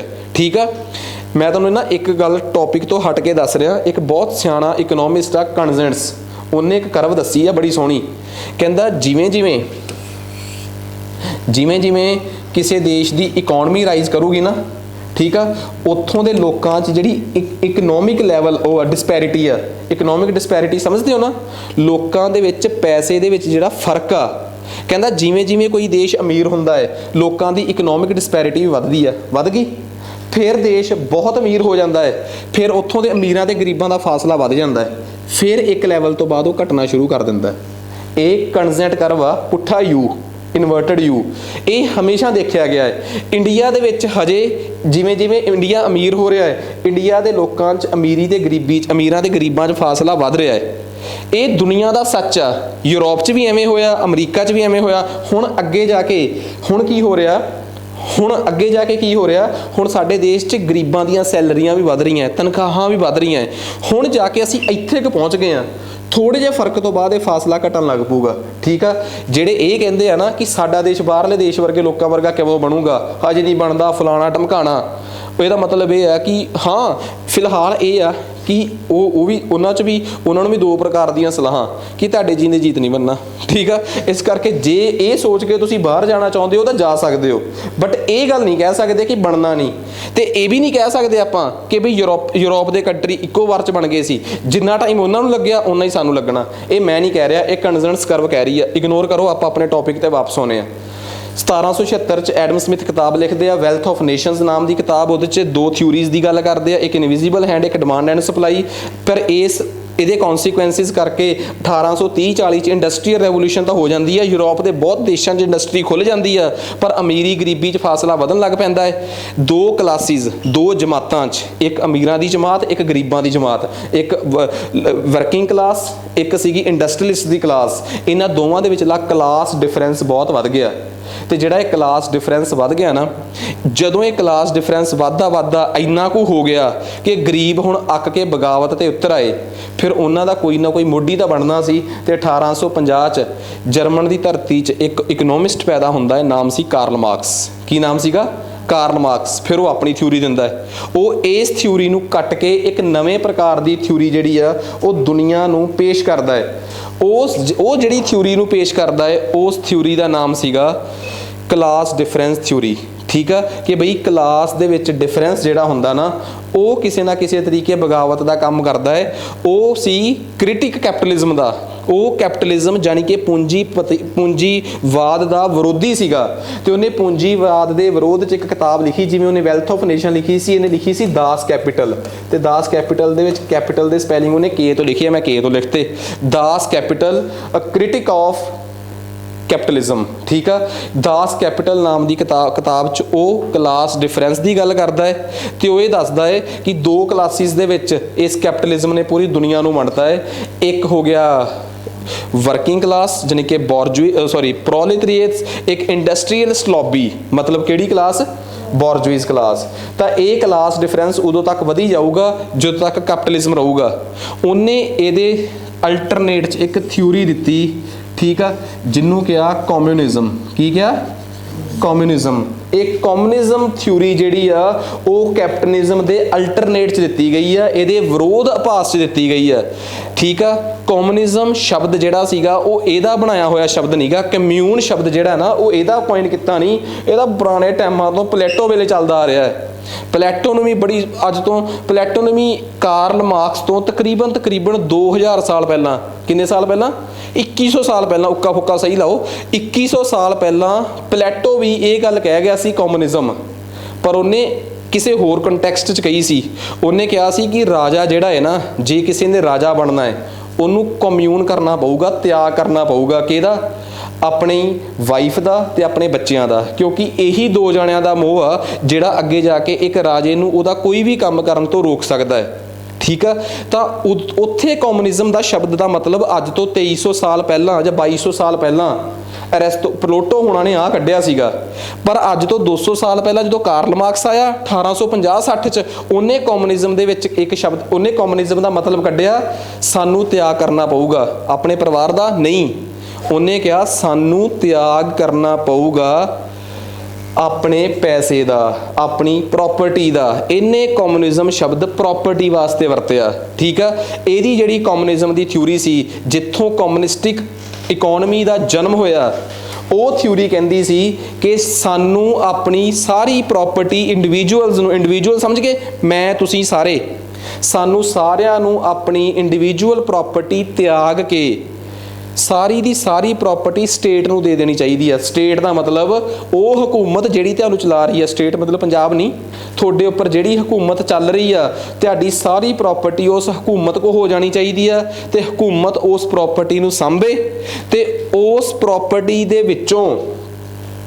ਹੁਕੂਮਤ ਉਸ ਪ੍ਰਾਪਰਟੀ ਦੇ ਵਿੱਚੋਂ ਤੁਹਾਡੀ ਜ਼ਰੂਰਤ ਦੇ ਅਕੋਰਡਿੰਗ ਤੁਹਾਨੂੰ ਦਵੇ। ਸ਼ਬਦਾਂ ਦੀ ਬੜੀ ਬਹੁਤ ਜ਼ਿਆਦਾ ਇੰਪੋਰਟੈਂਸ ਇੱਥੇ ਹੋਣ ਵਾਲੀ ਆ। ਤੁਹਾਡੀ ਸਟੇਟ ਤੁਹਾਡੀ ਸਾਰੀ ਪ੍ਰਾਪਰਟੀ ਨੂੰ ਐਕਵਾਇਰ ਕਰ ਲੇ। ਮੇਰੇ ਕੋਲ 45 ਕਿੱਲੇ ਜ਼ਮੀਨ ਆ, ਮੇਰੀ ਵੀ ਐਕਵਾਇਰ। ਇੱਥੇ ਬੈਠੇ ਕਿਸੇ ਸੱਜਣ ਕੋਲ 5 ਕਿੱਲੇ ਜ਼ਮੀਨ ਆ, ਉਹਦੀ ਐਕਵਾਇਰ। ਕਿਸੇ ਕੋਲ 150 ਕਿੱਲਾ ਜ਼ਮੀਨ ਆ, ਉਹਦੀ ਵੀ ਐਕਵਾਇਰ। ਤੇ ਸਭ ਨੂੰ ਮਿਲੇ ਕਿਵੇਂ? ਜਿਵੇਂ ਉਹਦੀ ਕੀ ਆ ਜ਼ਰੂਰਤ ਆ, ਅਕੋਰਡਿੰਗ ਟੂ देयर ਨੀਡ। ਇਹ ਮੈਂ ਨਹੀਂ ਕਹਿ ਰਿਹਾ, ਇਹ ਕਾਰਲ ਮਾਰਕਸ ਦੀ ਕਿਹੜੀ ਥਿਊਰੀ ਕਹਿ ਰਹੀ ਆ? ਕਮਿਊਨਿਸਟਿਕ ਇਕਨੋਮੀ ਦੀ ਥਿਊਰੀ। ਇਹ ਕੈਪੀਟਲਿਜ਼ਮ ਦਾ ਅਲਟਰਨੇਟ ਸੀ। ਕੈਪੀਟਲਿਜ਼ਮ 'ਚ ਕੀ ਸੀਗਾ ਕਿ ਤੁਹਾਡੇ ਕੋਲ ਨਜਾਇਜ਼ ਪ੍ਰਾਪਰਟੀ, ਜਿੰਨੀ ਪ੍ਰਾਪਰਟੀ ਹੋਵੇ ਕੋਈ ਚੱਕਰ ਨਹੀਂ। ਠੀਕ ਆ, ਤੁਸੀਂ ਤੁਹਾਡੇ ਕੋਲ ਫ੍ਰੀ ਹੈਂਡ ਚਾਹੀਦਾ, ਫ੍ਰੀ ਇਕਨੋਮੀ। ਫ੍ਰੀ ਇਕਨੋਮੀ ਦਾ ਮਤਲਬ ਇਹ ਨਹੀਂਗਾ ਕਿ ਸਾਰਾ ਕੁਝ ਫ੍ਰੀ ਆ। ਫ੍ਰੀ ਇਕਨੋਮੀ ਦਾ ਮਤਲਬ ਹੁੰਦਾ ਕਿ ਤੁਸੀਂ ਸਭ ਕੁਝ ਕਰਨ ਲਈ ਫ੍ਰੀ ਹੋ, ਪ੍ਰਾਪਰਟੀ ਬਣਾਉਣ ਲਈ ਫ੍ਰੀ ਹੋ। ਕੈਪੀਟਲਿਜ਼ਮ ਦਾ ਮਤਲਬ ਉਹ ਸੀਗਾ ਕਿ ਤੁਸੀਂ ਸਭ ਕੁਝ ਬਣਾਉਣ ਲਈ ਫ੍ਰੀ ਹੋ। ਹਾਂ, ਇੱਕ ਬੰਦਾ ਡਿਮਾਂਡ ਕਰ ਰਿਹਾ, ਇੱਕ ਸਪਲਾਈ ਕਰ ਰਿਹਾ, ਵਿੱਚ ਕਿਸੇ ਨੂੰ ਟੰਗ ਅੜਾਉਣ ਦੀ ਲੋੜ ਨਹੀਂ, ਸਭ ਕੁਝ ਫ੍ਰੀ ਆ। ਠੀਕ ਆ, ਕੋਈ ਵਿੱਚ ਉਹ ਨਹੀਂਗਾ ਕਿ ਤੁਸੀਂ ਇੰਨਾ ਬਣਾਉਣਾ ਹੈ, ਇੰਨਾ ਨਹੀਂ ਬਣਾਉਣਾ, ਕੋਈ ਲਿਮਟਾਂ ਨਹੀਂ। ਪਰ ਕਮਿਊਨਿਜ਼ਮ 'ਚ ਸਭ ਕੁਝ ਪਾਬੰਦੀਆਂ 'ਚ ਆ, ਤੇ ਪਾਬੰਦੀਆਂ ਕੌਣ ਲਾ ਰਹੀ ਆ? ਹਕੂਮਤ। ਤੇ ਹਕੂਮਤ ਨੂੰ ਇੰਗਲਿਸ਼ 'ਚ ਕੀ ਕਹਿੰਦੇ ਆ? ਸਟੇਟ। ਠੀਕ ਆ ਨਾ, ਤਾਂ ਸਟੇਟ ਜਿਹੜਾ ਸ਼ਬਦ ਆ ਨਾ, ਉਹ ਆਪਣੇ ਆਪ 'ਚ ਬੜਾ ਇੰਪੋਰਟੈਂਟ ਆ। ਠੀਕ ਆ, ਪਿੱਛੇ ਜੇ ਇੱਕ ਸ਼ਬਦ ਸੀਗਾ ਜਿਹੜਾ ਕਿ ਪੰਜਾਬੀਆਂ ਨੇ ਨਵਾਂ ਸੁਣਿਆ ਸੀਗਾ, ਡੀਪ ਸਟੇਟ। ਠੀਕ ਆ, ਦੀਪ ਸਿੱਧੂ ਦੇ ਇੱਕ ਸਪੀਚ 'ਚ ਉਹ ਸ਼ਬਦ ਆਇਆ ਸੀਗਾ ਡੀਪ ਸਟੇਟ। ਤੇ ਅਸੀਂ ਕਈ ਵਾਰ ਕਿਸੇ ਵੀ ਸ਼ਬਦ ਤੋਂ ਅੰਦਾਜ਼ਾ ਲਾ ਲੈਂਦੇ ਆ ਕਿ ਸ਼ਾਇਦ ਇੱਕ, ਕਿਉਂਕਿ ਇਹ ਜ਼ਰੂਰੀ ਨਹੀਂ ਹੁੰਦਾ ਕਿ ਜਦੋਂ ਅਸੀਂ ਕੋਈ ਸ਼ਬਦ ਬੋਲਦੇ ਆ, ਠੀਕ ਆ, ਡੀਪ ਸਟੇਟ, ਜਿਵੇਂ ਸਪੋਜ਼ ਕਰੋ ਹੁਣ ਮੈਂ ਤੁਹਾਡੇ ਸਾਹਮਣੇ ਡੀਪ ਸਟੇਟ ਸ਼ਬਦ ਵਰਤ ਲਿਆ, ਇਟ ਮੀਨਸ ਇਹਦਾ ਕਦੇ ਮਤਲਬ ਇਹ ਨਹੀਂ ਹੁੰਦਾ ਜੇ ਮੈਂ ਤੁਹਾਡੇ ਸਾਹਮਣੇ ਇੱਕ ਲਾਈਨ ਬੋਲਾਂ ਕਿ ਆਹ ਜਿਹੜੀ ਡੀਪ ਸਟੇਟ ਆ ਨਾ, ਇਹ ਬਹੁਤ ਕੁਝ ਕਰ ਰਹੀ ਆ। ਠੀਕ ਆ, ਇਹਦਾ ਮਤਲਬ ਇਹ ਕਦੇ ਨਹੀਂ ਹੋ ਗਿਆ ਕਿ ਮੈਂ ਤੁਹਾਡੇ ਸਾਹਮਣੇ ਇਹ ਸਟੇਟਮੈਂਟ ਬੋਲਤੀ ਤੇ ਮੈਂ ਇੰਟੈਲੀਜੈਂਟ ਆ। ਠੀਕ ਆ, ਮੈਂ ਕਿਸੇ ਦੀ ਇੰਟੈਲੀਜੈਂਸੀ ਤੇ ਕਿੰਤੂ ਪਰੰਤੂ ਨਹੀਂ ਕਰ ਰਿਹਾ, ਬਟ ਔਖੇ ਸ਼ਬਦ ਬੋਲਣ ਵਾਲੇ ਸ਼ਖਸ ਨੂੰ ਇੰਟੈਲੀਜੈਂਟ ਕਹਿ ਦੇਣਾ, ਇਹ ਆਪਣੇ ਆਪ ਨੂੰ ਮੂਰਖ ਸਾਬਤ ਕਰਨਾ ਹੁੰਦਾ ਹੈ। ਇੰਟੈਲੀਜੈਂਸੀ ਪਰਖੀ ਜਾਂਦੀ ਆ ਉਦੋਂ ਜਦੋਂ ਤੁਸੀਂ ਔਖੇ ਸ਼ਬਦ ਕਿਸੇ ਨੂੰ ਸਮਝਾ ਸਕੋ। ਜੇ ਤੁਹਾਨੂੰ ਕਿਸੇ ਤੋਂ ਡੀਪ ਸਟੇਟ ਜਾਂ ਸਟੇਟ ਸ਼ਬਦ ਦਾ ਮਤਲਬ ਸਮਝ ਆ ਗਿਆ, ਤੁਸੀਂ ਫੇਰ ਕਿਸੇ ਨੂੰ ਕ੍ਰੈਡਿਟ ਦਿਓ ਕਿ ਹਾਂ ਇਹ ਗੱਲਬਾਤ ਹੈਗੀ ਆ, ਨਾ ਕਿ ਉਦੋਂ। ਕਿਉਂ? ਸ਼ਬਦ ਤਾਂ ਐਵੇਂ ਆ, ਸਪੋਜ਼ ਕਰੋ ਮੇਰਾ ਕੋਈ ਫਰੈਂਡ ਆ, ਉਹਦੀ ਡਿਕਸ਼ਨਰੀ 'ਚ ਬਹੁਤ ਸ਼ਬਦ ਵਧੀਆ ਹੈ, ਉਹਨੇ ਮੈਨੂੰ ਇੱਕ ਸ਼ਬਦ ਸਿਖਾਇਆ ਪੋਸਟ ਟਰੁਥ ਐਰਾ। ਠੀਕ ਆ, ਤੇ ਮੈਂ ਤੁਹਾਨੂੰ ਆ ਕੇ ਕਹਿਤਾ ਪੋਸਟ ਟਰੁਥ ਐਰਾ, ਫਿਰ ਉਹਦੇ ਨਾਲ ਉਸ, ਜਿਵੇਂ ਆਪਾਂ ਨਹੀਂ ਕਹਿ ਦਿੰਦੇ ਕਿ ਸ਼ਬਦ ਲਿਖੋ ਤੇ ਸ਼ਬਦਾਂ ਨੂੰ ਵਾਕਾਂ ਵਿੱਚ ਵਰਤੋ, ਮੈਂ ਪੋਸਟ ਟਰੁਥ ਐਰਾ ਨੂੰ ਇੱਕ ਅਜੀਬ ਜਿਹੇ ਸ਼ਬਦ ਵਾਕ 'ਚ ਵਰਤਤਾ। ਨਾ ਉਹਦਾ ਮੈਨੂੰ ਪਤਾ, ਜੇ ਮੈਨੂੰ ਨਹੀਂ ਪਤਾ ਫਿਰ ਤੁਹਾਨੂੰ ਕਿਵੇਂ ਹੋਊਗਾ? ਜਦੋਂ ਬੋਲਣ ਵਾਲੇ ਨੂੰ ਨਹੀਂ ਪਤਾ ਤਾਂ ਸੁਣਨ ਵਾਲੇ ਨੂੰ ਕੀ ਪਤਾ ਹੋਊਗਾ? ਤੇ ਸੁਣਨ ਵਾਲਾ ਕਿਉਂ ਇਹ ਕਹਿ ਦੇ ਕਿ ਵੀ ਮੈਨੂੰ ਗੱਲ ਨਹੀਂ ਸਮਝ ਆਈ, ਵਧੀਆ ਹੀ ਹੋਣੀ ਆ ਕੋਈ। ਠੀਕ ਆ, ਇਹ ਸਾਡੀ ਪੰਜਾਬੀਆਂ ਦੀ ਫਿਦਰਤ ਹੋ ਗਈ ਅੱਜ ਦੇ ਟਾਈਮ 'ਚ। ਠੀਕ ਆ, ਤਾਂ ਸਾਨੂੰ ਸਟੇਟ ਸ਼ਬਦ ਜਿਹੜਾ ਨਾ ਆਪਣੇ ਆਪ 'ਚ ਜੇ ਮੈਂ ਉਹੀ ਸਮਝਾਉਣਾ ਹੋਵੇ ਨਾ, ਤਾਂ ਮਤਲਬ ਕਿ ਚੰਗੇ ਭਰੇ ਬੋਲਣ ਵਾਲੇ ਦਾ ਪਸੀਨਾ ਛੁੱਟ ਜਾਊਗਾ ਕਿ ਸਟੇਟ ਸ਼ਬਦ ਕੀ ਹੁੰਦਾ। ਡੀਪ ਸਟੇਟ ਤਾਂ ਉਸ ਤੋਂ ਬਹੁਤ ਅੱਗੇ ਦਾ ਸ਼ਬਦ ਹੋਊਗਾ। ਫਿਲਹਾਲ ਆਪਾਂ ਸਟੇਟ ਨਾਲ ਉਲਝ ਲਈਏ ਤਾਂ ਉਨਾ ਹੀ ਬਹੁਤ ਆ। ਜਿੱਥੇ ਸਰਕਾਰਾਂ, ਹਕੂਮਤ, ਸਟੇਟ ਆ ਜਿਹੜੀ, ਜਦੋਂ ਉਹ ਤੁਹਾਡੇ ਤੇ ਕੰਟਰੋਲ ਕਰਨ ਲੱਗ ਪਏ ਨਾ, ਜਦੋਂ ਤੁਹਾਨੂੰ ਉਹ ਕਿਸੇ ਨਾ ਕਿਸੇ ਤਰੀਕੇ ਕੰਟਰੋਲ ਕਰੂਗੀ, ਠੀਕ ਆ, ਤਾਂ ਉਹ ਇਕਨੋਮੀ ਨੂੰ ਕੰਟਰੋਲ ਕਰਦੀ ਆ, ਤਾਂ ਉਹਨੂੰ ਕਹਿੰਦੇ ਆ ਕਿਹੜੀ? ਕਮਿਊਨਿਸਟਿਕ ਇਕਨੋਮੀ। ਤਾਂ ਆਪਾਂ ਨੂੰ ਇੱਕ ਗੱਲ ਬੜੀ ਚੰਗੀ ਤਰ੍ਹਾਂ ਸਮਝ ਆ ਗਈ ਕਿ ਬਈ ਕੈਪੀਟਲਿਜ਼ਮ ਦੇ ਅਲਟਰਨੇਟ 'ਚ ਨਿਕਲ ਕੇ ਆਈ ਸੀ ਕਿਹੜੀ? ਕਮਿਊਨਿਸਟਿਕ ਇਕਨੋਮੀ, ਠੀਕ ਆ। ਬਟ ਕਮਿਊਨਿਸਟਿਕ ਇਕਨੋਮੀ ਆਪਣੇ ਆਪ 'ਚ ਬਿਲਕੁਲ ਸਹੀ ਸੀ ਕਿ ਸਰਕਾਰ ਸਭ ਕੁਝ ਕੰਟਰੋਲ ਕਰੇ, ਠੀਕ ਆ, ਤੇ ਤੁਹਾਨੂੰ ਕਿਵੇਂ ਦੇਵੇ? According to your need. ਕਿਵੇਂ ਦੇਵੇ? ਅਕੋਰਡਿੰਗ ਟੂ ਯੂਅਰ ਨੀਡ, ਤੁਹਾਡੀ ਜ਼ਰੂਰਤ ਦੇ ਹਿਸਾਬ ਨਾਲ ਤੁਹਾਨੂੰ ਦੇਵੇ। ਸਾਰਾ ਕੁਝ ਸਹੀ ਤਾਂ ਹੈਗਾ ਏ, ਪਰ ਮੈਨੂੰ ਇੱਕ ਗੱਲ ਦੱਸੋ, ਤੁਸੀਂ ਅੱਜ ਪਹਿਲਾਂ ਸਫ਼ਰ ਕੀਤਾ ਇੱਕ ਬੱਸ 'ਚ, ਫਿਰ ਉਹ ਬੱਸ ਬਣੀ ਲਗਜ਼ਰੀ ਬੱਸ। ਜਿਵੇਂ ਆਪਾਂ ਹੁਣ ਜ਼ਿਆਦਾਤਰ ਅਸੀਂ ਬੱਸਾਂ 'ਚ ਬਹਿ ਕੇ ਜੇ ਸਫ਼ਰ ਕਰਦੇ ਵੀ ਹਾਂ, ਤਾਂ ਜੇ ਅਸੀਂ ਇਹ ਕਹਿ ਦਿੰਦੇ ਹਾਂ ਕਿ ਸੋਚ ਕੇ ਦੇਖੋ, ਅੱਜ ਕੱਲ੍ਹ ਬੱਸਾਂ ਇੰਨੀਆਂ ਕੁ ਲਗਜ਼ਰੀ ਹੋ ਗਈਆਂ ਕਿ ਜੇ ਆਪਾਂ ਰਾਜਪੁਰੇ ਤੋਂ ਦਿੱਲੀ ਜਾਣਾ ਹੈ ਨਾ, ਤਾਂ ਬੰਦਾ ਕਹਿ ਸਕਦਾ ਹੈ ਕਿ ਯਾਰ ਆਪਣੀ ਗੱਡੀ ਨਾਲੋਂ ਤਾਂ ਰਾਜਪੁਰਿਓਂ ਲਗਜ਼ਰੀ ਬੱਸ ਫੜ ਲਈਏ, ਜ਼ਿਆਦਾ ਕੰਫਰਟੇਬਲ ਹੋ ਕੇ ਬੈਠਾਂਗੇ। ਤਾਂ ਬੱਸ ਕਿੰਨੀ ਲਗਜ਼ਰੀ ਆ ਗਈ। ਬਸ ਇਹ ਦੱਸੋ, ਜੇ ਮੇਰੇ ਵਰਗੇ ਬੰਦੇ ਨੂੰ ਜਾਂ ਕਿਸੇ ਐਂਟਰਪ੍ਰੇਨਿਓਰ ਨੂੰ ਇਹ ਹੁੰਦਾ ਕਿ ਮੈਨੂੰ ਸਰਕਾਰ ਨੇ ਅਗਲੇ ਦਿਨ ਸਵੇਰੇ ਮੇਰੀ ਜ਼ਰੂਰਤ ਦੇ ਮੁਤਾਬਕ ਖਾਣ ਪੀਣ ਲਈ ਸਮਾਨ ਦੇ ਦੇਣਾ ਹੈ, ਤੇ ਮੈਂ ਜਿੰਨਾ ਮਰਜ਼ੀ ਦਿਮਾਗ ਖਪਾਲਾਂ, ਮੈਨੂੰ ਮਿਲਣਾ ਮੇਰੀ ਜ਼ਰੂਰਤ ਦੇ ਮੁਤਾਬਕ ਹੀ ਆ, ਮੈਨੂੰ ਮਿਲਣਾ ਮੇਰੀ ਜ਼ਰੂਰਤ ਦੇ ਮੁਤਾਬਕ ਹੀ ਆ, ਠੀਕ ਆ। ਕੀ ਮੈਂ ਕੁਝ ਕ੍ਰੀਏਟੀਵਿਟੀ ਕਰ ਸਕਦਾ ਸੀ? ਨਹੀਂ। ਫਿਰ ਉਹ ਬੱਸ ਦੀ ਬੱਸ ਹੀ ਰਹਿ ਜਾਂਦੀ, ਕਦੀ ਉਹ ਔਰਬਿਟ ਜਾਂ ਲਗਜ਼ਰੀ ਬੱਸ ਨਾ ਬਣਦੀ। ਇਟ ਮੀਨਸ ਜਿਹੜੀ ਕਮਿਊਨਿਸਟਿਕ ਇਕਨੋਮੀ ਸੀ ਨਾ, ਉਹਦੀ ਸਭ ਤੋਂ ਵੱਡੀ ਲਿਮਿਟੇਸ਼ਨ ਪਤਾ ਕੀ ਸੀ? ਸਟੈਗਨੇਸ਼ਨ, ਰੁਕਾਵਟ, ਰੁਕ ਗਿਆ ਸਾਰਾ ਕੁਝ, ਖੜ ਗਿਆ ਸਭ ਕੁਝ ਉੱਥੇ। ਤਾਂ ਇਹ ਸੀ ਕੈਪੀਟਲਿਜ਼ਮ ਦਾ ਅਲਟਰਨੇਟ ਕੀ ਭਲਾ? ਕਮਿਊਨਿਜ਼ਮ। ਤੇ ਕਮਿਊਨਿਜ਼ਮ ਦੀ ਸਭ ਤੋਂ ਵੱਡੀ ਲਿਮਿਟੇਸ਼ਨ ਕਿ ਮਿਲੂਗਾ ਕਿਵੇਂ? According to your need.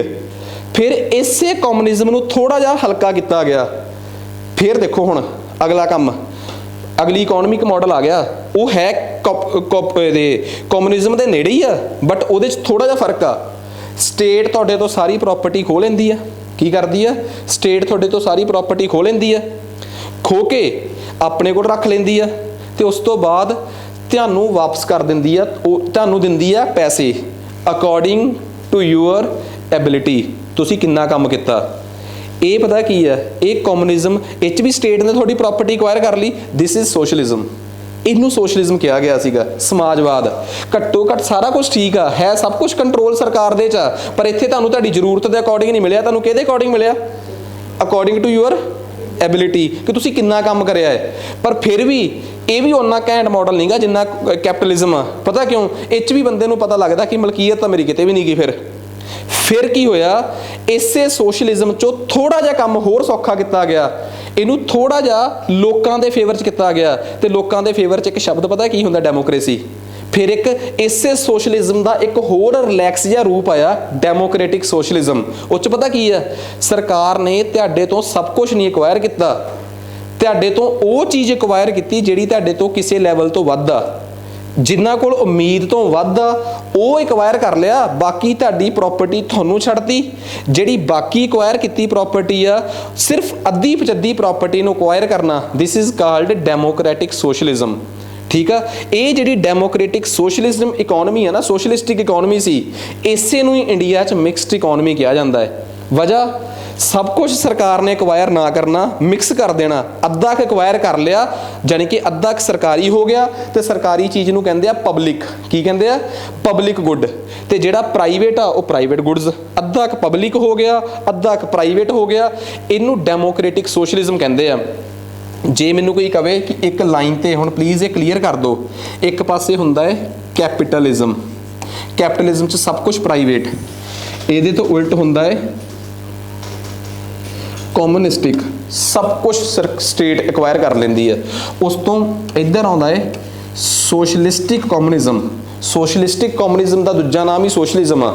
ਸੋਸ਼ਲਿਸਟਿਕ communism ਦਾ ਮਤਲਬ ਆ ਕਿ ਸਰਕਾਰ ਐਕਵਾਇਰ ਤਾਂ ਕਰਦੀ ਆ, ਇਹਦੇ 'ਚ ਦਿੰਦੀ ਆ ਅਕੋਰਡਿੰਗ ਟੂ ਯੂਅਰ ਨੀਡ, ਇਹਦੇ 'ਚ ਦਿੰਦੀ ਆ ਅਕੋਰਡਿੰਗ ਟੂ ਯੂਅਰ ਐਬਿਲਿਟੀ।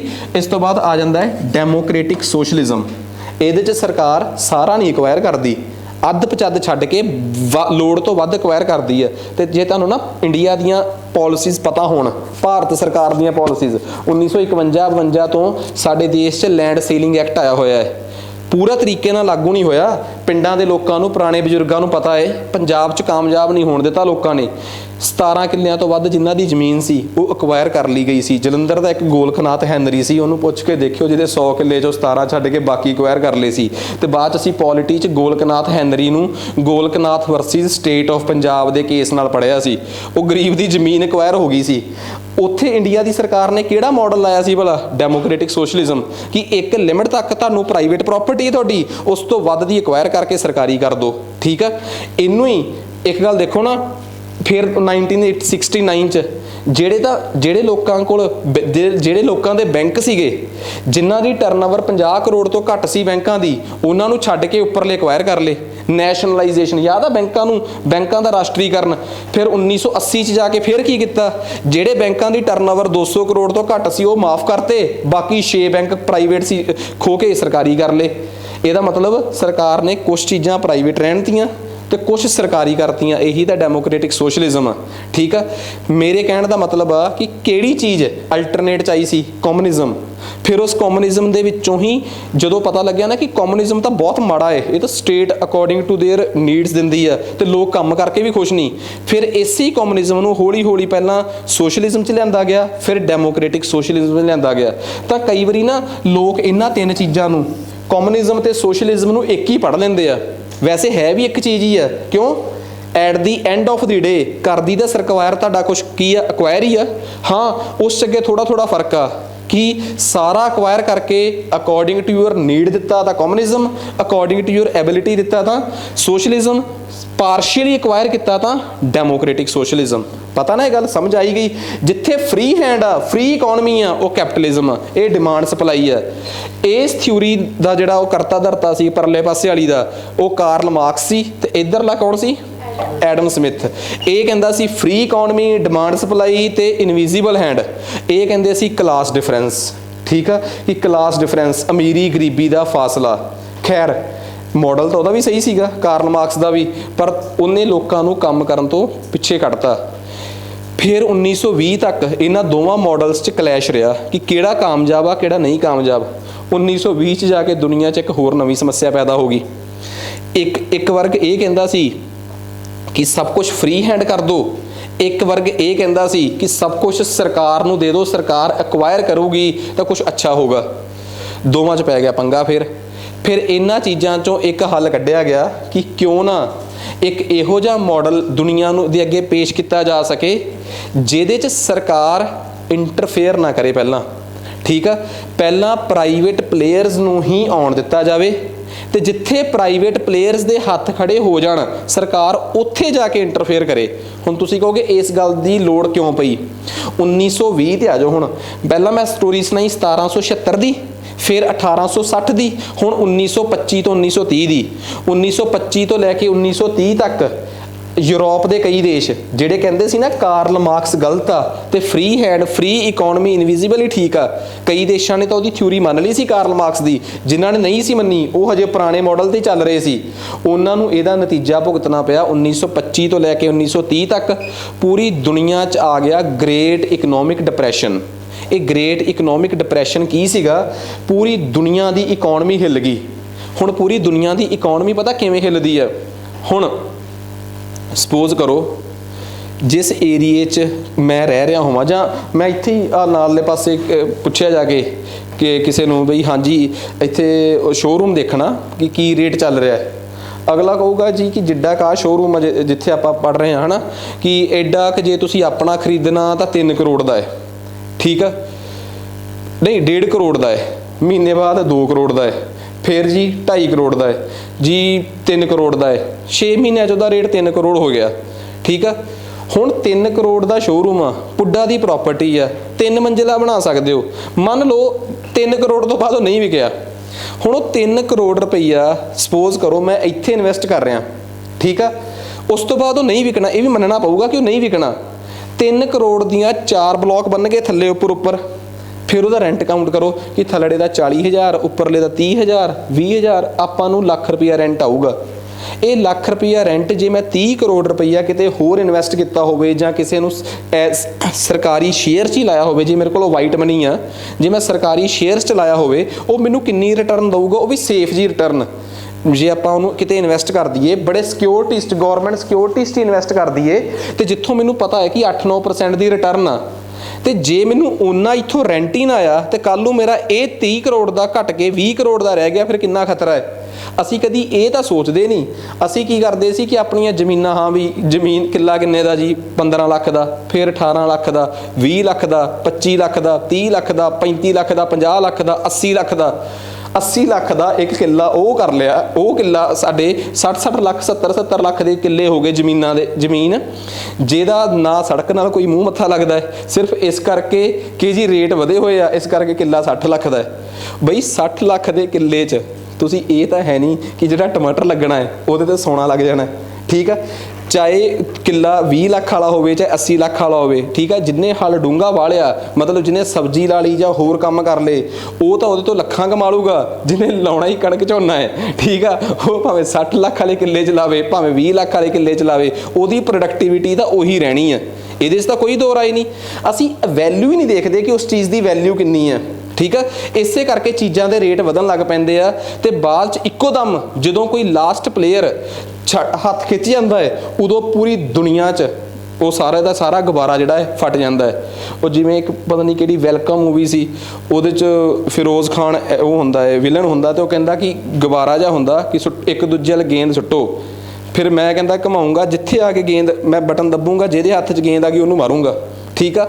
ਉਸੇ ਚੀਜ਼ ਨੂੰ ਇੱਕ ਆਪਾਂ ਬਬਲ ਦੇ ਰੂਪ 'ਚ ਪੜ੍ਹਿਆ ਸੀਗਾ ਕਿ 2008 'ਚ ਕੀ ਹੋਇਆ, 7 'ਚ ਇੱਕ ਨੇ ਪ੍ਰਾਪਰਟੀ ਖਰੀਦੀ, ਦੂਜੇ ਨੂੰ ਦੀ ਰਜਿਸਟਰੀ ਨਹੀਂ ਕਰਾਈ, ਜਸਟ ਇੱਕ ਦੂਜੇ ਨੂੰ ਨਾ ਵੈਸੇ ਹੀ ਲਿਖਤ 'ਚ ਹੋਇਆ ਸੀ ਕਿ ਮੈਂ ਤੇਰੇ ਤੋਂ ਇਹ ਪ੍ਰਾਪਰਟੀ 30 ਲੱਖ ਦੀ ਖਰੀਦ ਲਈ, ਇੱਦਾਂ ਕਰ 5 ਲੱਖ ਰੁਪਈਆ ਤੂੰ ਟੋਕਨ ਮਨੀ ਦੇ ਦੇ, ਠੀਕ ਆ, ਜਿਹਨੂੰ ਅਸੀਂ ਪੰਜਾਬੀ 'ਚ ਬਿਆਨਾ ਕਹਿ ਦਿੰਦੇ ਹਾਂ। ਦੂਜੇ ਬੰਦੇ ਨੇ ਕਿਹਾ ਕਿ ਓਹੋ ਇਹ ਮੈਨੂੰ 35 ਦੀ ਦੇ ਦੇ। ਮੈਂ ਕਹੂੰਗਾ ਮੈਂ ਜੇ ਰਜਿਸਟਰੀ ਨਹੀਂ ਕਰਾਈ, ਕੋਈ ਨਹੀਂ, ਉੱਤੋਂ ਰਜਿਸਟਰੀ ਸਿੱਧੀ ਮੈਂ ਹੀ ਕਰਾ ਲੂੰਗਾ, ਤੂੰ ਮੈਨੂੰ ਮਤਲਬ ਕਿ ਜਿਹੜਾ ਵੀ ਉੱਪਰਲਾ 5 ਲੱਖ ਆ ਮੈਂ ਤੈਨੂੰ 5 ਲੱਖ ਰੁਪਈਆ ਦੇ ਦੇਣਾ, ਠੀਕ ਆ। 30 ਦੀ ਜਗ੍ਹਾ ਤੇ 35 ਹੋ ਗਿਆ, ਤੇ ਉਹਨੂੰ 30 ਲੱਖ ਰੁਪਈਆ ਮੈਂ ਦੇ ਦੂੰਗਾ, ਠੀਕ ਆ। ਸਿਰਫ ਤੁਹਾਡੇ ਬਿਆਨਾਂ ਤੇ ਹੀ ਪ੍ਰਾਪਰਟੀ ਅੱਗੇ ਵਿਕ ਗਈ। ਉੱਤੋਂ ਅਗਲੇ ਨੇ 40 ਕਰਤੀ, 45 ਕਰਤੀ। At the end of the day ਜਦੋਂ ਕਿਸੇ ਵਿੱਚੋਂ ਇੱਕ 40 ਲੱਖ ਵਾਲਾ ਬੰਦਾ ਆ ਗਿਆ, ਠੀਕ ਆ, 40 ਲੱਖ ਵਾਲੇ ਬੰਦੇ ਕੋਲ ਦੀ ਪ੍ਰਾਪਰਟੀ ਹੋ ਗਈ, ਤੇ 40 ਲੱਖ ਵਾਲੇ ਬੰਦੇ ਕੋਲ ਕਿਸੇ ਕਾਰਨ ਪੈਸੇ ਨਾ ਅਰੇਂਜ ਹੋਏ, ਠੀਕ ਆ। ਇੱਕ ਸੀ ਪ੍ਰਾਈਮ ਲੈਂਡਰ, ਪ੍ਰਾਈਮ ਲੈਂਡਰ ਤੋਂ ਦੂਜੇ ਨੇ ਖਰੀਦੀ, ਉਹਨੂੰ ਕਹਿੰਦੇ ਸਬ ਪ੍ਰਾਈਮ ਲੈਂਡਰ। ਜਦੋਂ ਇੱਕ ਤੋਂ ਦੂਜਾ, ਦੂਜੇ ਤੋਂ ਤੀਜਾ, ਤੀਜੇ ਤੋਂ ਚੌਥੇ ਬੰਦੇ ਨੇ ਪ੍ਰਾਪਰਟੀ ਖਰੀਦ ਲਈ, ਉਹਦੇ ਕੋਲ ਪੈਸੇ ਨਹੀਂ ਸੀ, ਬਸ ਉਹਨੂੰ ਇੰਨਾ ਪਤਾ ਸੀਗਾ ਕਿ ਮੇਰੇ ਤੋਂ ਕਿਸੇ ਹੋਰ ਨੇ 45 ਲੱਖ ਦੀ ਖਰੀਦਣ ਆ ਜਾਣਾ ਹੈ, ਉਹਦੇ ਕੋਲ ਪੈਸੇ ਕੁਛ ਨਹੀਂ ਸੀਗੇ। ਬਟ ਜਦੋਂ ਉਹਨੂੰ ਪਤਾ ਲੱਗਾ ਕਿ 45 ਵਾਲਾ ਆਇਆ ਨਹੀਂ, 40 ਵਾਲੇ ਨੂੰ ਖਰੀਦਣੀ ਪੈ ਗਈ, ਉਹਦੇ ਕੋਲ ਪੈਸਾ ਹੈ ਨਹੀਂ, ਬਸ ਉੱਥੇ ਇਹ ਗੁਬਾਰਾ ਫਟ ਗਿਆ। ਤੇ ਇਸ ਤਰੀਕੇ ਨਾਲ ਪੂਰੇ ਦਾ ਪੂਰਾ ਸਾਈਕਲ ਰੁਕ ਗਿਆ। ਇਹ ਉਦੋਂ ਹੁੰਦਾ ਹੈ ਜਦੋਂ ਕਿਸੇ ਜਗ੍ਹਾ ਦਾ ਰੇਟ, ਕਿਸੇ ਪ੍ਰਾਪਰਟੀ ਦਾ ਰੇਟ ਬੇਲੋੜਾ ਵੱਧਦਾ ਹੈ, ਉਦੋਂ ਇਕਨੋਮੀ ਡਿਪਰੈਸ਼ਨ 'ਚ ਆਉਂਦੀ ਆ। 2008 'ਚ ਅਮਰੀਕਾ 'ਚ ਐਵੇਂ ਹੀ ਹੋਇਆ। ਜਿਹੜੀ ਫਰਮ ਨੇ ਲੋਕਾਂ ਨੂੰ ਜ਼ਮੀਨਾਂ ਵੇਚੀਆਂ ਸੀ ਨਾ, ਲੇਮਨ ਬ੍ਰਦਰਜ਼ ਨੇ ਲੋਕਾਂ ਨੂੰ ਲੋਨ ਦਿੱਤੇ ਸੀ, ਉਹਨੇ ਇਹ ਵੀ ਨਹੀਂ ਪਤਾ ਕੀਤਾ ਕਿ ਜਿਹੜੇ ਲੋਕਾਂ ਨੂੰ ਅਸੀਂ ਲੋਨ ਦੇ ਰਹੇ ਹਾਂ ਉਹਨਾਂ ਨੇ ਉਹਦੇ ਮਗਰ ਸਾਡੇ ਕੋਲ ਜਮ੍ਹਾਂ ਕੀ ਕਰਾਇਆ ਹੈ, ਕੋਲੈਟਰਲ ਕੀ ਕਰਾਇਆ ਹੈ। ਤਾਂ ਜਦੋਂ ਤੁਸੀਂ ਬਿਆਨੇ ਤੇ ਬਿਆਨਾ ਕਰਨ ਵਾਲੇ ਨੂੰ ਜ਼ਮੀਨਾਂ ਪ੍ਰਾਪਰਟੀ ਵੇਚਣ ਲੱਗ ਪੈਂਦੇ ਹੋ ਬਿਨਾਂ ਉਹਨਾਂ ਦਾ ਪਤਾ ਕਰੇ, ਉਹਨੂੰ ਕਹਿੰਦੇ ਆ ਸਬ ਪ੍ਰਾਈਮ ਕ੍ਰਾਈਸਿਸ। ਇਹ ਸਬ ਪ੍ਰਾਈਮ ਲੈਂਡਿੰਗ ਕ੍ਰਾਈਸਿਸ 2008 'ਚ ਆਇਆ ਸੀਗਾ। ਇਹਨੂੰ ਜਿਸ ਬੈਂਕ ਨੇ ਜਨਮ ਦਿੱਤਾ ਸੀਗਾ ਉਹ ਲੇਮਨ ਬੈਂਕ ਸੀ, ਜਿਹਨੇ ਲੋਕਾਂ ਤੋਂ ਕੋਈ ਕੋਲੈਟਰਲ ਨਹੀਂ ਰਖਾਇਆ ਮਗਰ, ਤੇ ਲੋਕਾਂ ਨੂੰ ਲੋਨ ਦੇਤੇ ਬਿਨਾਂ ਵਜ੍ਹਾ ਤੋਂ। ਤੇ ਪੂਰੀ ਦੁਨੀਆ ਦੇ ਵਿੱਚ ਪਹਿਲਾਂ ਅਮਰੀਕਾ ਦੇ ਵਿੱਚ ਇਹ ਬਬਲ ਫਟਿਆ, ਅਮਰੀਕਨਸ ਡਰ ਗਏ। ਅਮਰੀਕਨਸ ਨੇ ਡਰ ਕੇ ਕਿ ਹੁਣ ਇਹ ਪੂਰੀ ਦੁਨੀਆ 'ਚ ਜਾਊਗਾ, ਲੋਕਾਂ ਨੇ ਸਾਰੇ ਦੇਸ਼ਾਂ 'ਚੋਂ ਆਪਣੀ ਇਨਵੈਸਟਮੈਂਟ ਖਿੱਚ ਲਈ। ਤੇ ਤੁਹਾਨੂੰ ਪਤਾ ਜਦੋਂ ਕਿਤੇ ਕੋਈ ਡਰ ਦਾ ਬਿਜ਼ਨਸ ਪੈਦਾ ਹੋ ਜੇ, ਫਿਰ ਸਭ ਤੋਂ ਵੱਡੀ ਗੱਲ ਪਤਾ ਕੀ ਹੁੰਦੀ ਆ? ਹਰ ਕੋਈ ਬੰਦਾ ਚਾਹੁੰਦਾ ਕਿ ਮੈਂ ਇਹੋ ਜਿਹੀ ਜਗ੍ਹਾ ਤੇ ਇਨਵੈਸਟ ਕਰਾਂ ਜਿਹੜਾ ਸਭ ਤੋਂ ਸੇਫੈਸਟ ਪਲੇਸ ਆ। ਅਮਰੀਕਾ ਦੇ ਵਿੱਚ ਹੀ ਕ੍ਰਾਈਸਿਸ ਆਇਆ, ਅਮਰੀਕਾ ਹੀ ਜ਼ਿੰਮੇਵਾਰ ਸੀ, ਤੇ ਲੋਕਾਂ ਨੇ ਪੈਸੇ ਅਮਰੀਕਾ 'ਚੋਂ ਨਹੀਂ ਬਾਹਰ ਕੱਢੇ, ਇੰਡੀਆ ਵਰਗੇ ਗਰੀਬ ਦੇਸ਼ਾਂ 'ਚੋਂ ਬਾਹਰ ਕੱਢ ਲਏ ਕਿ ਹੁਣ ਰੁਪਈਆ ਵੀ ਟੁੱਟ ਸਕਦਾ ਹੈ, ਪਾਕਿਸਤਾਨੀ ਰੁਪਈਆ ਵੀ ਟੁੱਟ ਸਕਦਾ ਹੈ, ਪਰ ਇੱਕ ਚੀਜ਼ ਆ ਜਿਹੜੀ ਦੁਨੀਆ ਦੀ ਸਭ ਤੋਂ ਸਟੇਬਲ ਇਕਨੋਮੀ ਆ, ਉੱਥੇ ਇਨਵੈਸਟ ਕਰ ਦਿਓ, ਉਹ ਨਹੀਂ ਕਰੀ ਜਾਊਗੀ। ਉਹ ਕਿਹੜੀ ਭਲਾ? US ਦਾ, ਅਮਰੀਕਾ ਦਾ। ਤਾਂ ਇੰਡੀਆ ਵਰਗੇ ਦੇਸ਼ ਜਿਨ੍ਹਾਂ 'ਚ ਨਾ ਗਲਤੀ ਨਾ ਕੁਛ, ਨਾ 13 'ਚ ਨਾ ਫਲੇਰਾਂ 'ਚ, ਉਹ ਵਿਚਾਰਿਆਂ 'ਚ ਉਹੀ ਪੈਸੇ ਕਢਵਾ ਕੇ ਲੋਕਾਂ ਨੇ ਅਮਰੀਕਾ 'ਚ ਇਨਵੈਸਟ ਕਰਤੇ। ਇੰਡੀਆ ਵਰਗੇ ਦੇਸ਼ 'ਚ ਹੁਣ ਇੱਥੇ ਜੇ ਇੱਕ ਸਪੋਜ਼ ਕਰੋ ਇੱਕ ਪ੍ਰੋਜੈਕਟ 1 ਕਰੋੜ ਦਾ ਹੈ, 70 ਲੱਖ ਕਿਸੇ ਇੰਡੀਅਨ ਦਾ ਲੱਗਿਆ ਹੈ ਤੇ 30 ਲੱਖ ਕਿਸੇ ਵਿਦੇਸ਼ ਅਮਰੀਕਨ ਦਾ ਲੱਗਿਆ ਹੈ, ਉਹ 30 ਲੱਖ ਰੁਪਈਆ ਕੱਢ ਕੇ ਲੈ ਗਿਆ, ਪ੍ਰੋਜੈਕਟ ਪੂਰਾ ਹੋਊਗਾ? ਨਹੀਂ, ਪ੍ਰੋਜੈਕਟ ਨਹੀਂ ਪੂਰਾ ਹੋਇਆ, 70 ਲੱਖ ਵੀ ਖਰਾਬ ਹੋ ਗਿਆ। ਇੰਡੀਅਨ ਦਾ ਵੀ ਖਰਾਬ ਹੋ ਗਿਆ। ਐਵੇਂ ਸਾਡੇ ਦੇਸ਼ 'ਚ ਕ੍ਰਾਈਸਿਸ ਆਇਆ ਸੀਗਾ। ਐਵੇਂ ਦਾ ਹੀ ਕ੍ਰਾਈਸਿਸ 1925 ਤੋਂ ਲੈ ਕੇ 30 'ਚ ਆਇਆ ਸੀ। ਵਜ੍ਹਾ ਫਸਟ ਵਰਲਡ ਵਾਰ ਹੋਈ ਸੀ 1914 ਤੋਂ 19 ਤੱਕ, ਉਹਨੇ ਨੁਕਸਾਨ ਕੀਤਾ ਸੀ। ਉਸ ਤੋਂ ਬਾਅਦ ਚੀਜ਼ਾਂ ਦੇ ਰੇਟ ਮਹਿੰਗੇ ਹੋ ਗਏ ਸੀਗੇ, ਬਹੁਤ ਮਹਿੰਗਾਈ ਵੱਧ ਗਈ ਸੀ, ਤਾਂ ਉਸੇ ਕਰਕੇ ਆਇਆ ਸੀ ਦਾ ਗ੍ਰੇਟ ਡਿਪਰੈਸ਼ਨ ਆਫ 1929। ਉਸ ਤੋਂ ਬਾਅਦ ਪਹਿਲਾ ਮਾਡਲ, ਪਹਿਲਾ ਇਕਨੋਮਿਸਟ ਸੀਗਾ, ਕੀ ਨਾਮ ਸੀ, ਮੈਂ ਹੁਣੇ ਪੜ੍ਹਾਇਆ, ਐਡਮ ਸਮਿਥ। ਦੂਜਾ, ਤੀਸਰਾ ਨਾਮ ਆਇਆ ਸੀ ਜੌਨ ਕੇਨਜ਼। ਕੀ ਨਾਮ ਸੀਗਾ? ਜੌਨ ਕੇਨਜ਼। 1930 'ਚ ਉਹ ਇਕੋਨਮੀ ਦਾ ਤੀਜਾ ਮਾਡਲ ਲੈ ਕੇ ਆਇਆ। ਉਹਨੇ ਕਿਹਾ ਕਿ ਜਦੋਂ ਇਹੋ ਜਿਹਾ ਕੋਈ ਡਿਪਰੈਸ਼ਨ ਵਗੈਰਾ ਆ ਜਾਏ ਨਾ, ਉਦੋਂ ਸਰਕਾਰ ਨੂੰ ਲੋਕਾਂ ਦੀ ਬਾਂਹ ਫੜਨੀ ਚਾਹੀਦੀ ਹੈ। ਪਰ ਵੈਸੇ ਸਰਕਾਰ ਨੂੰ ਲੋਕਾਂ ਦੇ ਕੰਮ 'ਚ ਇੰਟਰਫੇਅਰ ਨਹੀਂ ਕਰਨਾ ਚਾਹੀਦਾ। ਆਹ ਤੀਜਾ ਮਾਡਲ ਸੀਗਾ ਕਿ ਸਭ ਕੁਝ ਫ੍ਰੀ ਇਕੋਨਮੀ ਹੋਵੇ, ਬਟ ਗਰੀਬ ਵਰਗ ਨੂੰ ਸਪੋਰਟ ਕੌਣ ਕਰੇ? ਸਰਕਾਰ ਕਰੇ। ਇਹ ਜੌਨ ਕੇਨਜ਼ ਦਾ ਮਾਡਲ ਸੀਗਾ, ਜਿਹਨੂੰ ਅਸੀਂ ਅੱਜ ਮਿਕਸਡ ਇਕੋਨਮੀ ਕਹਿੰਦੇ ਆ। ਇਹ ਮਿਕਸਡ ਇਕੋਨਮੀ ਵਾਲਾ ਮਾਡਲ ਉਹ ਲੈ ਕੇ ਆਇਆ ਸੀਗਾ, ਜਿਹਦੇ 'ਚ ਉਹਨੇ ਕਿਹਾ ਸੀ, ਜਿਵੇਂ ਹੁਣ ਇੱਕ ਗੱਲ ਦੱਸੋ, ਸਾਡੇ ਦੇਸ਼ 'ਚ ਸਰਕਾਰ ਸਾਨੂੰ ਬਿਜ਼ਨਸ ਕਰਨ ਤੋਂ ਰੋਕਦੀ ਆ? ਨਹੀਂ, ਸਾਨੂੰ ਤਾਂ ਸਰਕਾਰ ਕਹਿ ਰਹੀ ਆ ਕਿ ਅਸੀਂ ਤੁਹਾਡੀ ਮਦਦ ਕਰਾਂਗੇ, ਸਟਾਰਟਅਪ ਇੰਡੀਆ, ਫਲਾਣਾ ਇੰਡੀਆ, ਸਟੈਂਡ ਅਪ ਇੰਡੀਆ, ਆਹ ਇੰਡੀਆ, ਮੁਦਰਾ ਯੋਜਨਾ। ਪਰ ਹਾਂ, ਜਿਹੜੇ ਸਾਡੇ ਦੇਸ਼ ਦੇ ਗਰੀਬ ਆ, ਸਰਕਾਰ ਉਹਨਾਂ ਨੂੰ ਕਹਿੰਦੀ ਆ ਨਾ ਕਿ ਤੁਹਾਡੇ ਖਰਚੇ ਵੀ ਅਸੀਂ ਚੱਕਾਂਗੇ, ਤੁਹਾਡੀਆਂ ਪੈਨਸ਼ਨਾਂ ਵੀ ਦੇਵਾਂਗੇ, ਠੀਕ ਆ। ਬਜ਼ੁਰਗਾਂ ਨੂੰ ਕਹਿੰਦੇ ਤੁਹਾਡੀਆਂ ਪੈਨਸ਼ਨਾਂ ਦੇਵਾਂਗੇ, ਕੁੜੀਆਂ ਨੂੰ ਕਹਿੰਦੇ ਆ ਕਿ ਤੁਹਾਨੂੰ ਨੌਕਰੀਆਂ 'ਚ ਕੋਟਾ ਦੇਵਾਂਗੇ। ਇਹ ਸਿਰਫ ਇਸ ਕਰਕੇ ਆ ਕਿ ਜਿਹੜਾ ਤਬਕਾ ਆਪਣੇ ਆਪ 'ਚ ਕਾਬਲ ਆ ਉਹਨੂੰ ਫ੍ਰੀ ਹੈਂਡ, ਤੇ ਜਿਹੜਾ ਤਬਕਾ ਕਿਸੇ ਕਾਰਨ ਕਰਕੇ ਪਿਛੜ ਗਿਆ ਜਾਂ ਉਹ ਬਾਕੀਆਂ ਦੇ ਬਰਾਬਰ ਨਹੀਂ ਪਹੁੰਚ ਗਿਆ, ਉਹਨੂੰ ਸਪੋਰਟ ਕਰੇ ਕੌਣ ਭਲਾ? ਸਰਕਾਰ। ਇਹ ਨਾ ਤਾਂ ਕਿਹਾ ਸੀ ਐਡਮ ਸਮਿਥ ਨੇ, ਤੇ ਨਾ ਹੀ ਕਿਹਾ ਸੀ ਕਾਰਲ ਮਾਰਕਸ ਨੇ। ਇਹ ਕਿਹਦਾ ਮਾਡਲ ਸੀਗਾ? ਜੌਨ ਕੇਨਜ਼ ਦਾ। ਇਸੇ ਜੌਨ ਕੇਨਜ਼ ਦੇ ਮਾਡਲ ਨੂੰ ਅੱਗੇ ਜਾ ਕੇ ਇੱਕ ਇਕਨੋਮਿਸਟ ਸੀਗਾ, ਹੈਰਡ ਡੋਮਰ। ਕੀ ਨਾਮ ਸੀਗਾ? ਹੈਰਡ ਡੋਮਰ। ਉਹਨੇ ਇਸ ਇਕੋਨਮੀ ਦੇ ਮਾਡਲ ਨੂੰ ਕਾਮਯਾਬ ਕੀਤਾ ਸੀਗਾ। ਉਹਨੇ ਕਿਹਾ ਸੀਗਾ ਕਿ ਹਾਂ, ਹਰ ਸਰਕਾਰ ਨੂੰ ਕਿਤੇ ਨਾ ਕਿਤੇ ਥੋੜਾ ਬਹੁਤਾ ਇਨਵੈਸਟ ਕਰਨਾ ਚਾਹੀਦਾ ਹੈ। ਜਦੋਂ ਮੈਂ ਤੁਹਾਨੂੰ ਇੰਡੀਆ ਦੀ ਇਕੋਨਮੀ ਕੱਲ ਪੜਾਉਣੀ ਸ਼ੁਰੂ ਕਰੂੰਗਾ ਨਾ, ਤਾਂ ਮੈਂ ਇੱਕ ਗੱਲ ਦੱਸੂੰਗਾ ਕਿ ਸਾਡੇ ਦੇਸ਼ ਦਾ ਪਹਿਲਾ 5 ਈਅਰ ਪਲਾਨ ਆ ਨਾ, ਜਿਹੜਾ 1951 ਤੋਂ 56 ਤੱਕ ਆਇਆ ਸੀ, ਉਹ ਹੈਰਡ ਡੋਮਰ ਮਾਡਲ ਤੇ ਬੇਸਡ ਸੀਗਾ। ਹੈਰਡ ਡੋਮਰ ਨੇ ਕੀ ਕਿਹਾ ਸੀਗਾ ਕਿ ਸਰਕਾਰ ਜਿਹੜੀ ਆ ਨਾ, ਉਹ ਲੋਕਾਂ ਨੂੰ ਨਾ ਕਵੇ ਕਿ ਤੁਸੀਂ ਭਾਖੜਾ ਡੈਮ ਬਣਾਓ, ਸਰਕਾਰ ਲੋਕਾਂ ਨੂੰ ਖੁਦ ਭਾਖੜਾ ਡੈਮ ਬਣਾ ਕੇ ਦੇਵੇ। ਫਿਰ ਲੋਕਾਂ ਵਾਸਤੇ ਇਰੀਗੇਸ਼ਨ ਦੀਆਂ ਫੈਸਿਲਿਟੀਜ਼ ਕੀ ਹੋ ਜਾਣਗੀਆਂ? ਆਸਾਨ ਹੋ ਜਾਣਗੀਆਂ। ਕਿ ਸਰਕਾਰ ਨੂੰ ਪੱਕੀ ਇਨਵੈਸਟਮੈਂਟ ਕਰਨੀ ਚਾਹੀਦੀ ਹੈ ਜੇ ਤਰੱਕੀ ਕਰਨੀ ਹੈ, ਤੇ ਸਰਕਾਰ ਸਭ ਕੁਝ ਲੋਕਾਂ ਤੇ ਨਾ ਛੱਡੇ। ਤੇ ਦੂਜੀ ਗੱਲ, ਸਰਕਾਰ ਲੋਕਾਂ 'ਚ ਇੰਟਰਫੇਅਰ ਵੀ ਨਾ ਕਰੇ। ਪਰ ਹਾਂ, ਇਹਦਾ ਮਤਲਬ ਇਹ ਨਹੀਂ ਕਿ ਸਰਕਾਰ ਲੋਕਾਂ ਲਈ ਇਨਵੈਸਟਮੈਂਟ ਵੀ ਨਾ ਕਰੇ। ਇਨਵੈਸਟਮੈਂਟ ਜ਼ਰੂਰ ਕਰੇ, ਕਿ ਗਵਰਨਮੈਂਟ ਨੂੰ ਪੱਕਾ ਇਨਵੈਸਟ ਕਰਨਾ ਚਾਹੀਦਾ ਹੈ ਉਹਦੇ 'ਚ, ਮਤਲਬ ਐਜ਼ ਅ ਪਬਲਿਕ ਪਲੇਅਰ, ਤਾਂ ਕਿ ਲੋਕਾਂ ਦਾ ਕੰਮਕਾਰ ਚੱਲ ਸਕੇ। ਠੀਕ ਆ। ਵੈਸੇ ਵੀ ਭਾਖੜਾ ਪ੍ਰੋਜੈਕਟ ਜਿਹੜਾ ਹੈ ਉਹ ਮੈਨੇਜਮੈਂਟ ਬੋਰਡ ਅੱਜ ਕੱਲ੍ਹ ਸੋਹਣਾ ਖਬਰਾਂ 'ਚ ਆ। ਠੀਕ ਆ। ਤੇ ਕਿਉਂ ਖਬਰਾਂ 'ਚ? ਸਾਨੂੰ ਤਾਂ ਬਸ ਇਸ ਗੱਲ ਦੀ ਹੈਰਾਨੀ ਆ ਕਿ ਅਸੀਂ ਕਿਸੇ ਨੇ ਵੀ ਇਹ ਸਮਝਣ ਦੀ ਕੋਸ਼ਿਸ਼ ਨਹੀਂ ਕੀਤੀ ਕਿ ਉਸ ਬੋਰਡ ਦੀ ਕੰਪੋਜੀਸ਼ਨ ਕੀ ਆ, ਉਹਦੇ ਰੂਲਸ ਕੀ ਆ। ਠੀਕ ਆ। ਬਸ ਦੋ ਹੀ ਗੱਲਾਂ ਨਿਕਲੀਆਂ। ਠੀਕ ਆ। ਨਾ ਜੀ ਪੰਜਾਬ ਨਾਲ ਕੋਈ ਧੱਕਾ ਨਹੀਂ ਹੋਇਆ, ਤੇ ਦੂਜੀ ਗੱਲ, ਪੰਜਾਬ ਨਾਲ ਧੱਕਾ ਹੋ ਗਿਆ। ਇੱਕ ਗੱਲ ਯਾਦ ਰੱਖਿਓ, ਪੜ੍ਹੇ ਲਿਖੇ ਤੇ ਅਨਪੜ੍ਹ ਬੰਦੇ 'ਚ ਇੱਕ ਫਰਕ ਹੁੰਦਾ ਹੈ। ਅਨਪੜ੍ਹ ਬੰਦਾ ਜਿਹੜਾ ਨਾ, ਹਰ ਚੀਜ਼ ਨੂੰ ਬਲੈਕ ਐਂਡ ਵਾਈਟ ਦੇਖਦਾ ਹੈ। ਜਾਂ ਤਾਂ ਉਹਦੇ ਵਾਸਤੇ ਇੱਕ ਸ਼ਖਸ ਸਾਹਮਣੇ ਖੜਾ ਚੰਗਾ ਹੈ ਤੇ ਜਾਂ ਮਾੜਾ ਹੈ। ਪਰ ਪੜ੍ਹੇ ਲਿਖੇ ਬੰਦੇ ਵਾਸਤੇ there is always a grey area. ਪੜ੍ਹੇ ਲਿਖੇ ਬੰਦੇ ਦੀ ਖਾਸੀਅਤ ਇਹ ਹੁੰਦੀ ਹੈ ਕਿ ਉਹ ਇਹ ਨਹੀਂ ਕਹਿੰਦਾ, ਉਹ ਕਦੀ ਇਹ ਥੋੜ੍ਹਾ ਕਹੂਗਾ ਕਿ ਮੋਦੀ ਚੰਗਾ ਹੈ ਕਿ ਮਾੜਾ ਹੈ, ਕੇਜਰੀਵਾਲ ਚੰਗਾ ਹੈ ਕਿ ਮਾੜਾ ਹੈ, ਸੁਖਬੀਰ ਬਾਦਲ ਚੰਗਾ ਹੈ ਕਿ ਮਾੜਾ ਹੈ, ਚੰਨੀ ਸਾਹਿਬ ਚੰਗੇ ਸੀ ਕਿ ਮਾੜੇ ਸੀ। ਉਹ ਇਹ ਦੱਸੂਗਾ, ਹਾਂ ਸਾਡੀ ਜ਼ਿੰਮੇਵਾਰੀ ਆ ਕਿ ਹਾਂ, ਸਾਨੂੰ ਜੇ ਕੋਈ ਕਵੇ ਕਿ ਚੰਨੀ ਜੀ ਇੱਕ CM ਦੇ ਤੌਰ ਤੇ ਲੋਕਾਂ ਨੂੰ ਮਿਲਣ ਦੇ ਮਾਮਲੇ 'ਚ ਕਿਹੋ ਜਿਹੇ ਸੀ, ਸਾਨੂੰ ਪਹਿਲੀ ਵਾਰੀ ਅਹਿਸਾਸ ਹੋਇਆ ਕਿ ਇੱਕ CM ਜਿਹੜਾ ਹੈ ਉਹਦੇ ਤੱਕ ਆਮ ਲੋਕਾਂ ਦੀ ਪਹੁੰਚ ਆ। ਪਰ ਉਹੀ CM ਸਾਹਿਬ ਜੇ ਚੱਜ ਤਰੀਕੇ ਨਾਲ 6 ਮਹੀਨੇ ਦੇ ਟਾਈਮ 'ਚ ਬੱਚਿਆਂ ਵਾਸਤੇ ਪੇਪਰ ਤੱਕ ਨਹੀਂ ਕੰਡਕਟ ਕਰਾ ਸਕੇ, ਇੱਕ ਖੁਦ ਮਾੜੇ ਐਡਮਿਨਿਸਟ੍ਰੇਟਰ ਸੀ ਤੇ ਇੱਕ ਉਹਨਾਂ ਦੀ ਬਿਊਰੋਕਰੇਸੀ ਨੇ ਇਸ ਕੰਮ 'ਚ ਉਹਨਾਂ ਦਾ ਪੂਰਾ ਸਾਥ ਦਿੱਤਾ। ਇਹ ਵੀ ਕਹਿ ਸਕਦੇ ਹਾਂ ਅਸੀਂ ਉਹਨਾਂ ਨੂੰ ਚੰਗੇ ਜਾਂ ਮਾੜੇ, ਕਿਸੇ ਵੀ ਲੀਡਰ ਨੂੰ ਚੰਗੇ ਜਾਂ ਮਾੜੇ ਦੀ ਕੈਟੇਗਰੀ 'ਚ ਨਹੀਂ ਰੱਖ ਸਕਦੇ। ਸਾਨੂੰ ਉਹਨਾਂ ਦੀਆਂ ਪਾਲਿਸੀਜ਼ ਨੂੰ ਦੇਖਣਾ ਪਊਗਾ, ਕਿੱਥੇ ਸਹੀ ਸੀ ਕਿੱਥੇ ਗਲਤ ਆ। ਠੀਕ ਆ। ਸੋ ਅੱਜ ਇੱਕ ਕਨਸੈਪਟ ਸੀਗਾ, ਕੰਪਾਈਲੇਸ਼ਨ 'ਚ ਇਹੀ ਕਹੂੰਗਾ ਕਿ ਇੱਕ ਕਨਸੈਪਟ ਸੀਗਾ ਕਿ ਦੁਨੀਆ 'ਚ ਇਕਨੋਮੀਜ਼ ਜਿਹੜੀਆਂ ਏ ਉਹਨੂੰ ਕਦੋਂ ਕੈਪੀਟਲਿਸਟਿਕ, ਸੋਸ਼ਲਿਸਟਿਕ, ਕਮਿਊਨਿਸਟਿਕ ਮਿਕਸਡ ਕਿਹਾ ਜਾਂਦਾ ਹੈ ਤੇ ਕਦੋਂ ਆਪਾਂ ਕਮਿਊਨਿਸਟਿਕ ਦੇ ਨੇੜੇ ਤੇੜੀ ਸੋਸ਼ਲਿਸਟਿਕ, ਡੈਮੋਕ੍ਰੈਟਿਕ ਸੋਸ਼ਲਿਜ਼ਮ, ਇਹ ਸਾਰੀਆਂ ਟਰਮਸ ਕੀ ਨੇ। ਘੱਟੋ ਘੱਟ ਹੁਣ ਤੁਸੀਂ ਇਹ ਨਹੀਂ ਕਹਿ ਸਕਦੇ ਕਿ ਤੁਸੀਂ ਇਕਨੋਮੀ ਕਰੋਗੇ ਤੇ ਤੁਹਾਨੂੰ ਕੁਝ ਸਮਝ ਨਹੀਂ ਆਊਗਾ। ਠੀਕ ਆ, ਸੋ ਅੱਜ ਵਾਸਤੇ ਇੰਨਾ ਹੀ ਬਹੁਤ ਆ।